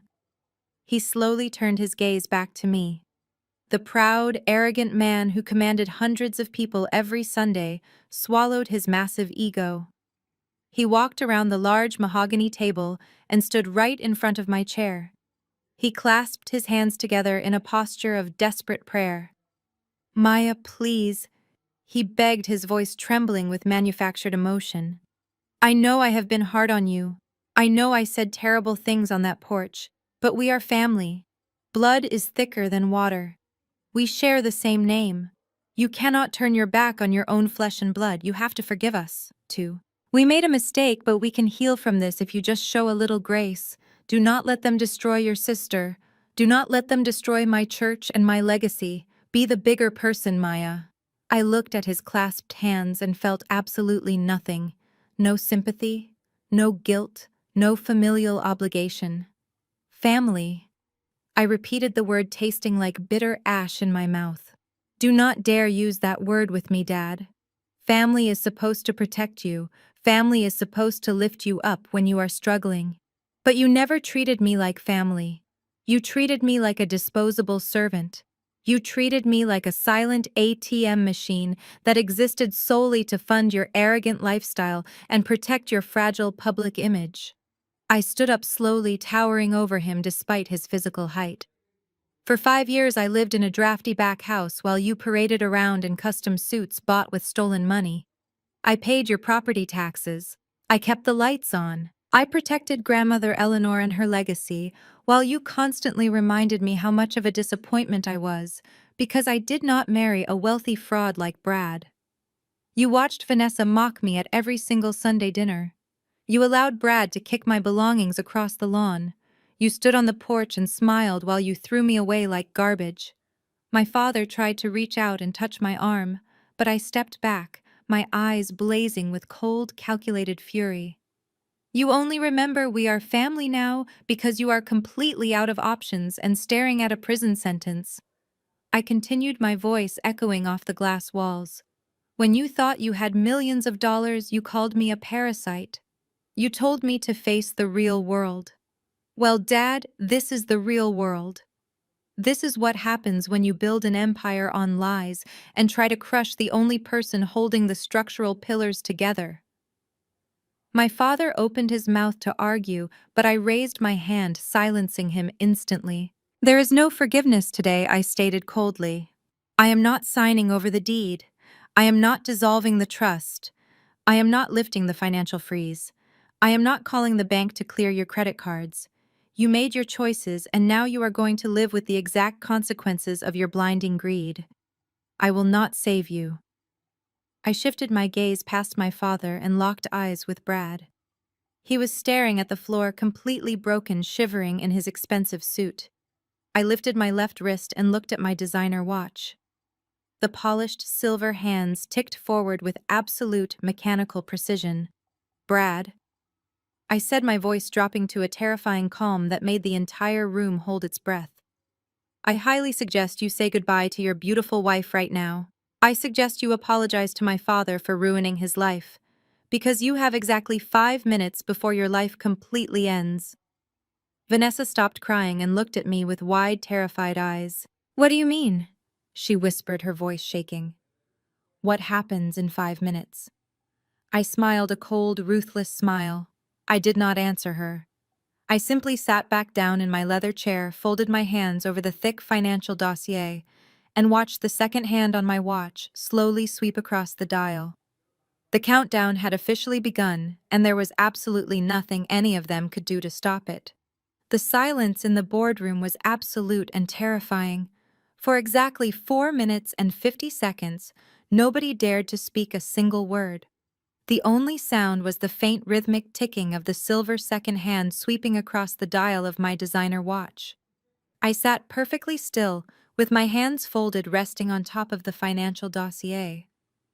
Vanessa had stopped her hysterical crying. She was staring at the heavy frosted glass doors as if a monster was about to break through. My father stood frozen near the edge of the mahogany table, his chest rising and falling in shallow, terrified gasps. He looked like a man standing on the trapdoor of a gallows waiting for the lever to be pulled. Brad was practically hyperventilating. His expensive tailored suit was now completely soaked with cold sweat. He kept wiping his trembling hands on his slacks, his eyes darting wildly around the room, searching for an exit that simply did not exist. The sleazy lawyer who had desperately returned to beg for the deed was now pressed against the back wall, trying to make himself invisible. 5 seconds left. 4, 3, 2, 1. I looked up from my watch and locked eyes with Brad. Time is up, I announced, my voice echoing with chilling finality. Right on cue, the heavy frosted glass doors of the boardroom were forcefully pushed open.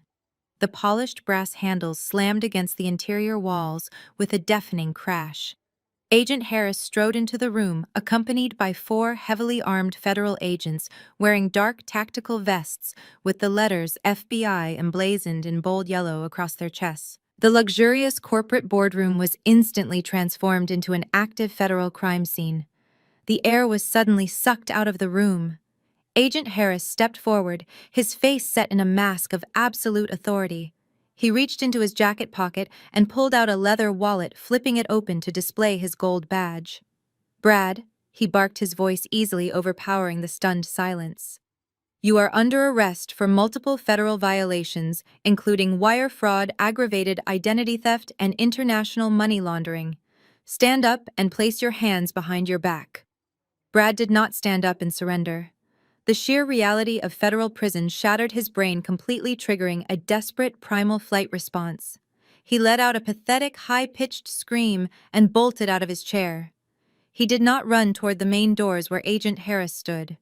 Instead, he spun around and sprinted frantically toward the secondary glass doors that led to the private maintenance hallway. He actually thought his expensive gym workouts and country club tennis matches gave him the physical ability to outrun highly trained federal agents.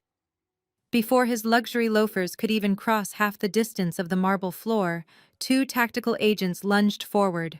They hit him with the combined force of a freight train. Brad slammed violently into the polished marble, sliding several feet before crashing into the base of a heavy decorative planter. The impact knocked the wind completely out of his lungs. He gasped wildly, thrashing his arms and legs like a spoiled child throwing a tantrum. "Stop resisting," one of the agents shouted, driving his knee firmly between Brad's shoulder blades and pinning him flat against the cold stone floor. The sound of heavy steel handcuffs ratcheting tightly around Brad's wrists echoed through the boardroom. The arrogant white finance bro who had stood on my lawn and confidently told me to earn my keep in America was now pressing his bruised face against the floor, weeping uncontrollably. His profound sense of privilege evaporated in a matter of seconds. But the sleazy lawyer was not stepping forward to defend his client. The lawyer took one look at the federal tactical vests and realized his career was hanging by a microscopic thread.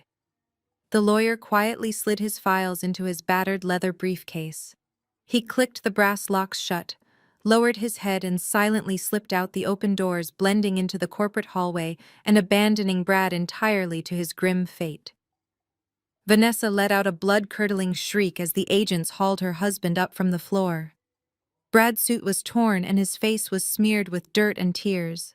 He looked absolutely pathetic. "Let him go!" Vanessa screamed, lunging forward with her arms outstretched. A female federal agent immediately stepped into her path, holding up a stern hand. "Step back, ma'am." The agent warned, her voice leaving no room for argument. "Interfere with a federal arrest, and you will be placed in handcuffs right next to him." Vanessa froze instantly, her self-preservation overriding her loyalty. She backed away, covering her mouth and sobbing hysterically as she watched the love of her life being treated like a common criminal. My father remained completely paralyzed. He stared blankly at the metal handcuffs digging into Brad's wrists, realizing that the wealth and prestige he had worshipped were nothing but a fast track to absolute ruin. I slowly stood up from my leather chair and walked around the mahogany table, stopping just a few feet away from where Brad was being held by the agents. He looked up at me with red, swollen eyes, a mixture of pure hatred and absolute defeat written across his bruised face. "You thought you could throw me out like trash?" "Brad," I said, my voice perfectly level. "You thought you were untouchable because of your arrogant assumptions and your stolen money. But in the real world, actions have severe consequences." "Get him out of here right now," Agent Harris loudly ordered. The agents pulled him roughly to his feet, ignoring his desperate pleas for mercy as they dragged him forward. He stumbled over his own expensive shoes, his legs barely able to support his weight. The heavy boardroom doors swung shut behind them, cutting off his pathetic, echoing sobs entirely. The room grew completely quiet once again, leaving my shattered family behind forever. The heavy boardroom doors swung shut behind them, cutting off his pathetic, echoing sobs entirely. The room grew completely quiet once again, leaving my shattered family behind forever. Vanessa remained frozen in her plush leather chair, staring blankly at the polished marble floor where her husband had just been violently tackled. The expensive designer handbag she had clutched like a shield earlier had fallen to the ground, spilling its contents across the stone. My father stood near the edge of the mahogany table, looking exactly like a hollow shell. He was breathing heavily, his eyes darting wildly around the room as if searching for a time machine to magically undo the last 10 days. Before he could formulate a single excuse or attempt to salvage any remaining fraction of his dignity, the frosted glass doors opened one more time. It was not another heavily armed federal agent. It was an older gentleman dressed in a modest, well-worn gray suit, holding a worn leather Bible and a thick manila envelope. It was Deacon Hayes.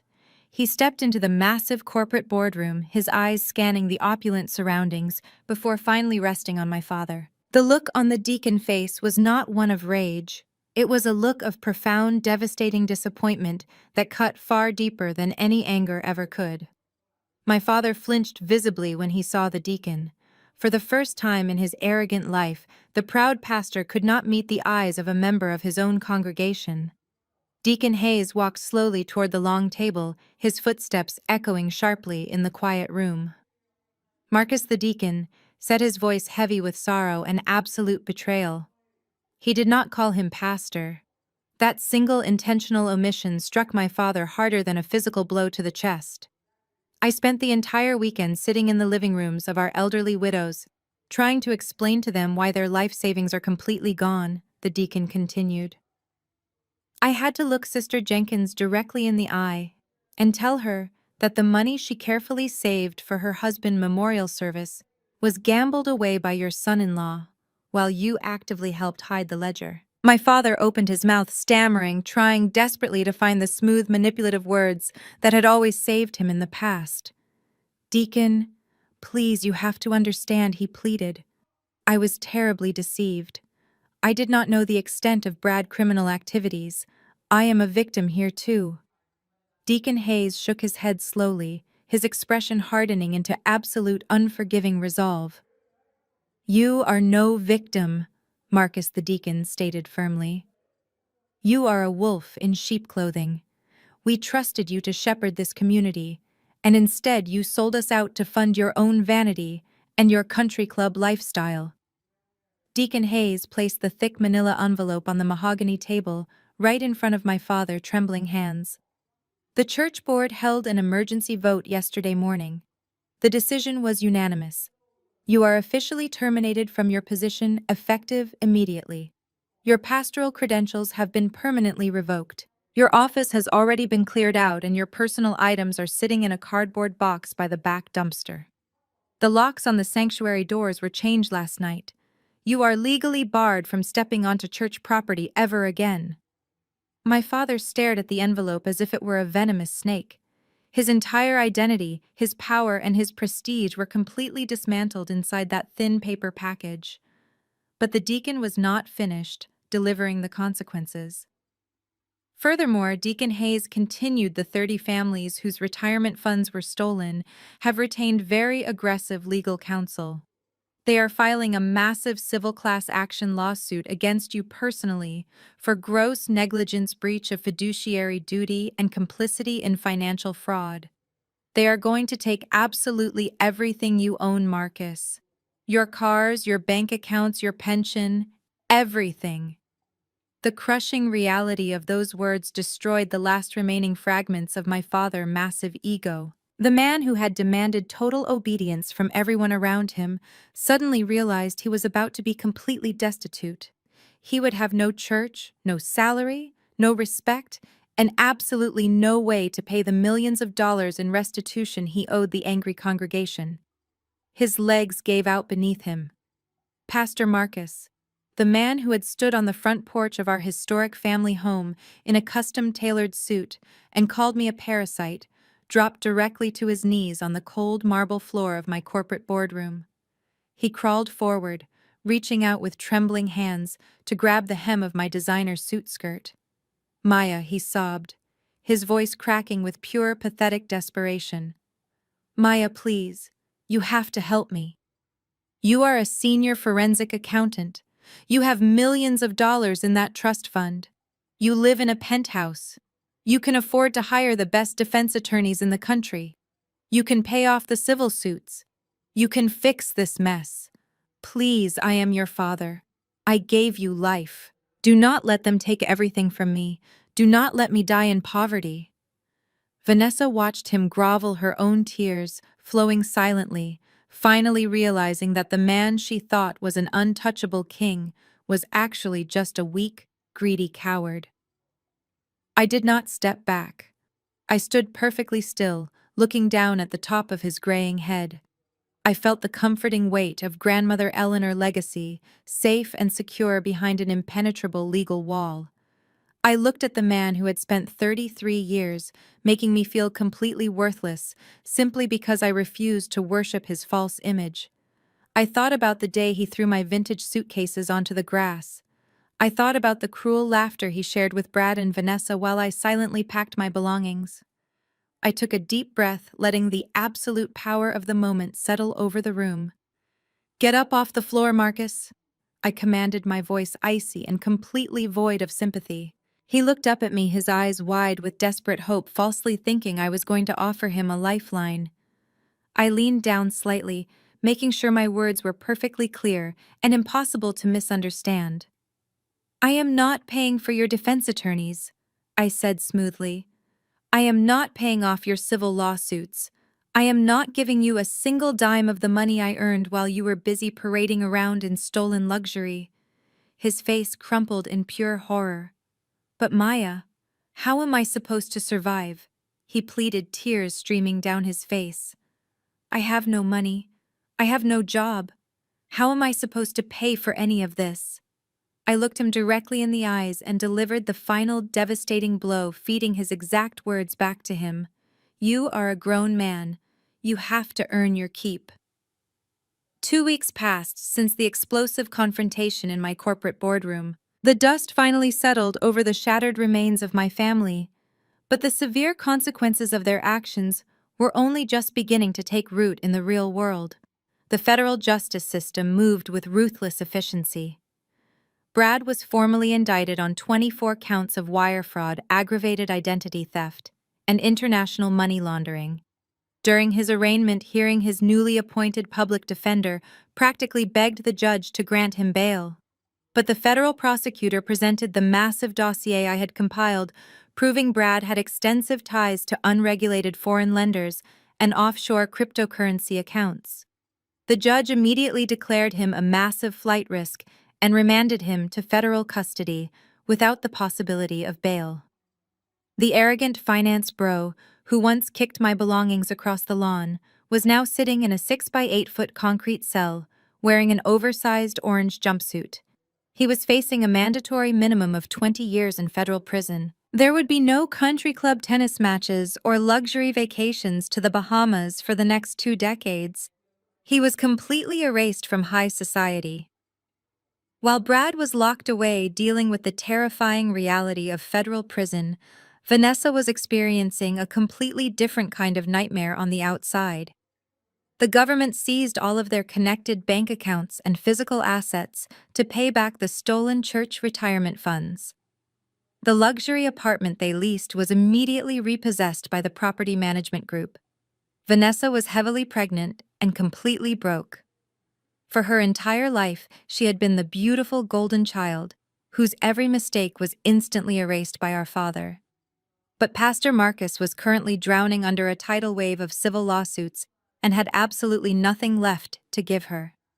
Left with zero options, Vanessa was forced to pack whatever clothes she could carry into black garbage bags and move into a cheap rundown motel on the outskirts of the city. The woman who had thrown a $30,000 baby shower just a few weeks ago was now standing in line at the local government office applying for emergency food stamps and state-funded health insurance. Her wealthy socialite friends had entirely abandoned her the second her credit cards started declining. She was completely isolated in a harsh reality she had never bothered to understand. On a quiet Tuesday evening, I was sitting in my penthouse reviewing a new client portfolio when my personal phone began to ring. I looked at the screen and saw Vanessa calling. I let it ring 3 times before finally pressing the accept button. I brought the phone to my ear and waited in absolute silence. I did not offer a comforting greeting. Maya. Please, Vanessa. Sobbed her voice, echoing with a hollow, desperate exhaustion. Please do not hang up on me. I have absolutely nowhere else to go. I listened to her cry. The sound did not evoke any sympathy or guilt. It was simply the sound of consequences arriving exactly on schedule. What do you want, Vanessa? I asked, my voice perfectly level and professional. I cannot stay in this awful place anymore, she cried, her voice cracking loudly over the speaker. The motel room smells like stale smoke and mold. The air conditioning is broken, and I am 8 months pregnant, Maya. I am sleeping on a mattress that feels like concrete. I had to use food stamps to buy bread today. People looked at me like I was absolute trash. I am so scared, and I am so incredibly tired. Please, Maya, you have a massive penthouse. You own the historic Victorian house free and clear. Let me come live with you. Just until the baby is born. Just until Brad sorts out his legal trouble. Please be a good sister and help me. Her sheer delusion was still incredibly staggering. She actually thought Brad was going to miraculously sort out his massive federal fraud case. She still thought she was entitled to live in luxury at my personal expense. She thought a few tears could completely erase decades of emotional abuse and pure cruelty. You are not moving into my penthouse, Vanessa, I stated firmly, shutting down her fantasy immediately. And you are certainly not moving into the Victorian house. You stood on the porch and laughed, while I was forcefully evicted. You mocked my career and demanded my money to pay for your expensive flowers. You made your bed with a convicted criminal, and now you have to sleep in it, even if that bed is in a cheap roadside motel. Vanessa gasped, letting out a loud, agonizing wail. You are a monster, Maya, she screamed, her desperation turning quickly back into her familiar toxic entitlement. I am your pregnant sister. I am carrying your nephew. How can you be so cruel and heartless? Do you want my baby to suffer just to punish me? Send me some cash then. Just wire me $10,000 so I can rent a decent apartment and buy a crib. You have millions of dollars. 10,000 is absolutely nothing to you. I leaned back in my ergonomic chair looking out at the glowing city skyline. I am not a monster, Vanessa, I replied calmly. And I am not going to let an innocent child suffer because his parents are greedy criminals. But I am never handing you a single dime of my cash. You do not know how to manage money, and you would probably use it to hire a useless lawyer for Brad. Then what am I supposed to do? She sobbed, completely defeated.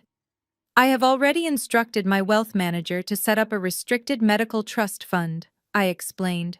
I will pay for all of your prenatal doctor appointments directly to the hospital billing department. When the baby is born, I will cover the hospital delivery fees. I have also set up a direct vendor account with a local pharmacy and a grocery delivery service. They will drop off diapers, baby formula, and essential groceries to your motel room every single week. The bills will be sent directly to my corporate office. The baby will be perfectly safe, fed, and medically protected. Vanessa was silent for a long moment. But what about me? She whispered selfishly. What about my clothes and my rent and my life? You are a grown woman, Vanessa. I said, my tone leaving absolutely no room for debate. You need to get a job. You need to learn how to budget your food stamps and pay your own motel rent. You are finally going to learn what it means to actually earn your keep in America. I am protecting my nephew, but I am absolutely done protecting you. Welcome to the real world. I pressed the end button and permanently blocked her number, knowing the golden child was finally forced to face the harsh reality of her own terrible choices. The morning after I permanently blocked Vanessa from my life, I woke up with a singular purpose. It was finally time to reclaim the physical foundation of my family history. I dressed in comfortable jeans and a simple sweater, leaving my corporate suits in the closet. I drove through the familiar tree-lined streets and pulled up to the massive Victorian house. The heavy iron bank padlocks that secured the front gates for the past 2 weeks were completely gone.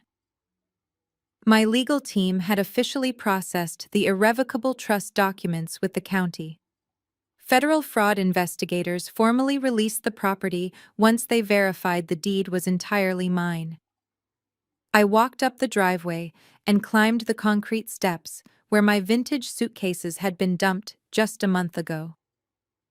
I slid the heavy brass key into the front door and turned it. The deadbolt clicked open with a heavy thud. I pushed the door open and stepped inside. The silence inside the massive house was absolutely deafening. For my entire childhood, this space had been filled with my father, booming sermons, Vanessa, loud complaints, and the constant superficial chatter of their wealthy guests. Now it was completely empty. The bank had seized all the luxury furniture and expensive electronics to help pay back the stolen congregation funds. What remained were the gaudy decorations my father had permanently attached to the walls. I walked through the foyer looking at the sheer vanity of Pastor Marcus. He had covered my grandmother beautiful original oak paneling with cheap gold leaf trim. Above the main fireplace, he had mounted a gigantic oil portrait of himself, posing in his pastoral robes, looking down on everyone. I walked straight into the kitchen, grabbed a heavy crowbar from the utility drawer, and marched back into the living room. I did not hire a demolition crew for this specific task. I needed to do this myself. I climbed onto a sturdy chair and forcefully jammed the edge of the crowbar behind the heavy frame of his portrait. With one hard pull, the nails shrieked and the painting crashed violently to the hardwood floor. The glass shattered into 1,000 pieces over his painted, arrogant face. It felt incredibly therapeutic. For the next 3 hours, I walked through the empty halls, systematically stripping away every single trace of my father-gaudy presence. I scraped away the tacky gold trim from the crown molding. I ripped up the expensive imported rugs that hid the original hardwood floors. With every layer of fake luxury, I peeled away the house, seemed to breathe deeper. The solid historic bones of the property began to reveal themselves once again. Grandmother Eleanor's spirit was still here, buried beneath decades of blinding ego. By the time I finished the front rooms, my hands were blistered, and my sweater was covered in dust, but my soul felt lighter than it had in 33 years. A heavy knock on the open front door broke my peaceful silence. I wiped the sweat from my forehead and walked into the foyer. Standing on the porch was Elias, the lead architect I had hired earlier in the week. He was holding a thick roll of blueprints. "Welcome to the property, Elias," I said, shaking his hand firmly. "It looks like you already started the demolition process," he observed, looking at the shattered portrait. "Just removing the bad energy," I replied with a genuine smile. "Let me show you the space." We walked through the empty rooms and I outlined my exact vision. I was not going to live in this house. It was too large and carried too much heavy history. Instead, I was going to transform the site of my greatest humiliation into a powerful legacy. "This massive living room will be the primary lecture hall," I explained, pointing to the vast open space. "We need to install smart boards and presentation podiums. The formal dining room where my family held their exclusive dinner parties will be converted into a state-of-the-art computer lab. Upstairs, we are going to knock down the walls between the master suites to build private consultation rooms." Elias took rapid notes, marking up the blueprints. "And what is the official name of the facility?" he asked. "The Eleanor Heritage Foundation," I answered proudly. "It is going to be a dedicated financial literacy center specifically designed for young African American women.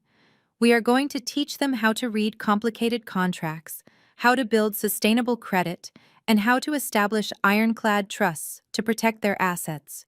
They will learn how to spot white-collar predators like Brad and how to legally defend themselves against financial abuse."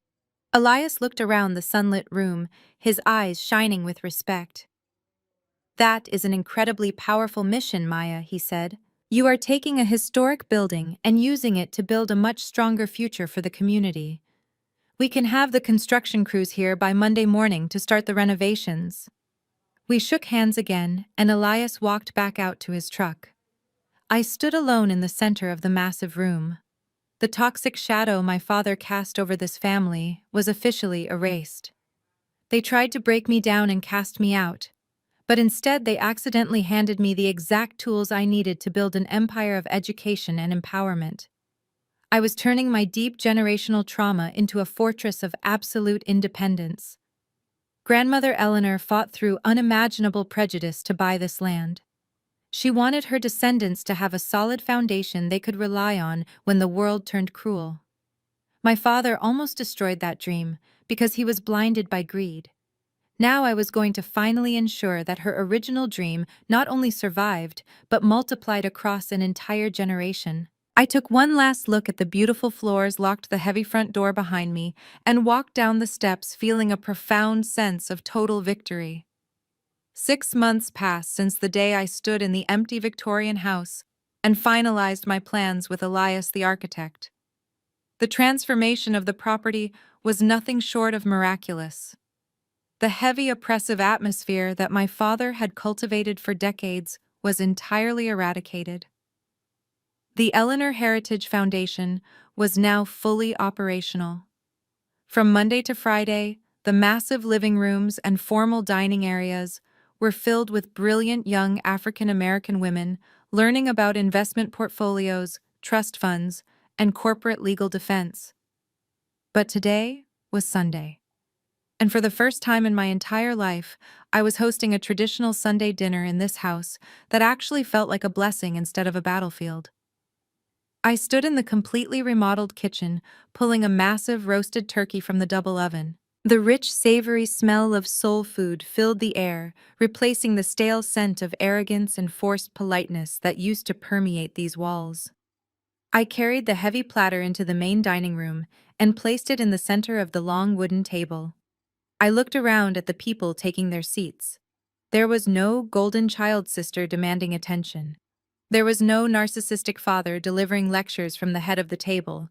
And there was certainly no sleazy brother-in-law bragging about stolen money. Instead, the table was surrounded by my chosen family. Deacon Hayes sat near the window looking completely at peace. He had successfully guided the church congregation through the massive legal battle, recovering a significant portion of their stolen retirement funds by liquidating my father's remaining assets. Next to him sat David, my private wealth manager, and Sarah, the fierce corporate attorney who had flanked me during the boardroom confrontation. The rest of the chairs were filled with my true friends and the dedicated mentors who had supported me throughout my career. These were the people who knew my actual worth long before I inherited a multi-million-dollar estate. We passed the dishes around the table, sharing genuine laughter and honest stories. Nobody was trying to outsmart anyone else. Nobody was belittling my career or questioning my choices. The contrast between this beautiful evening and the agonizing Sunday dinners of my past was absolutely staggering. I took my seat at the head of the table, pouring a glass of sparkling cider, and let the warm, joyful noise wash over me. As I watched my chosen family celebrate, I allowed myself a moment of deep internal reflection. Society constantly pushes the narrative that blood is thicker than water. We are taught to endure unimaginable disrespect and emotional abuse simply because the people hurting us share our last name. We are told to forgive the unforgivable in the name of family loyalty. But the last 6 months taught me the absolute truth. Blood does not excuse blatant abuse. Loyalty should never demand your total self-destruction. Cutting off toxic family members is not an act of cruelty or bitterness. It is the ultimate form of self-respect. I had to let my father lose his empire to protect an entire community of innocent people. Pastor Marcus was currently working a minimum wage job stocking shelves at a local grocery store, his wages heavily garnished to pay restitution to his former congregation. I had to let Brad face federal prison to stop his ruthless financial predation. And I had to let Vanessa fall from her pedestal so she could finally learn how to stand on her own 2 feet. Last I heard, she was working as a receptionist and raising her son in a modest apartment fully funded by her own paycheck. I was paying for my nephew's medical care just as I promised, but I had not spoken a single word to my sister since she called me from that motel. I felt absolutely no guilt. I had simply stopped shielding them from the consequences of their own terrible choices. Deacon Hayes stood up and gently tapped his spoon against his glass, drawing the attention of the room. He raised his glass toward me, a warm, proud smile on his face.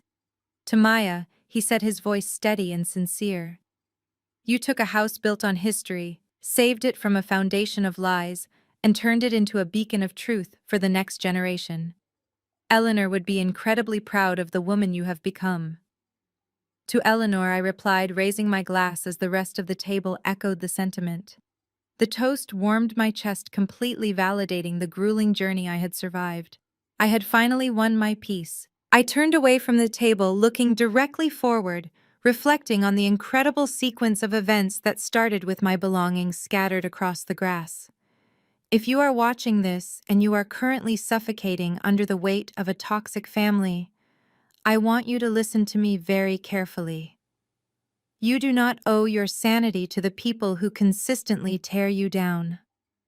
You are allowed to set hard boundaries. You are allowed to walk away from the table when respect is no longer being served. You are allowed to protect your peace, your assets, and your future. Sometimes the trash takes itself out to the lawn. Let it stay there. Have you ever had to establish a firm boundary with a toxic family member, or completely cut ties to protect your own mental health and future? How did you find the courage to finally walk away? I would love to read your stories and build a supportive community in the comments below. If my journey resonated with you, please hit the like button and subscribe to the channel for more stories about resilience, financial independence, and reclaiming your absolute worth. Share this video with someone who might be struggling with a difficult family dynamic and needs to hear that they are not alone. Thank you so much for watching. Remember, your life belongs to you and nobody else. Keep building your empire. The story of Maya teaches us a profound and often uncomfortable truth. Biological ties do not entitle anyone to repeatedly cross your boundaries or subject you to emotional and financial abuse. Society constantly pushes the narrative that blood is thicker than water, conditioning us to forgive the unforgivable in the name of family loyalty.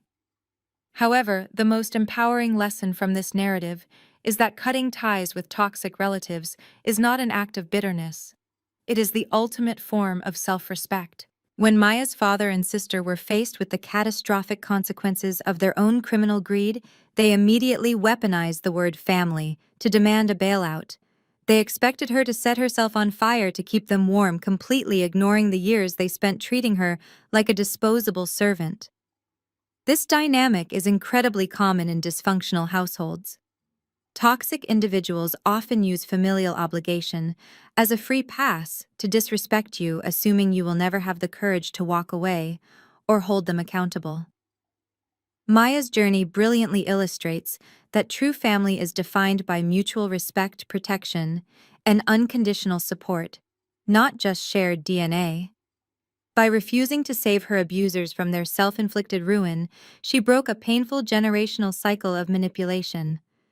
She realized that letting people experience the harsh reality of their own terrible choices is not cruelty, it is absolute justice. Walking away allowed her to reclaim her grandmother's physical legacy and build a beautiful, chosen family that actually valued her true worth.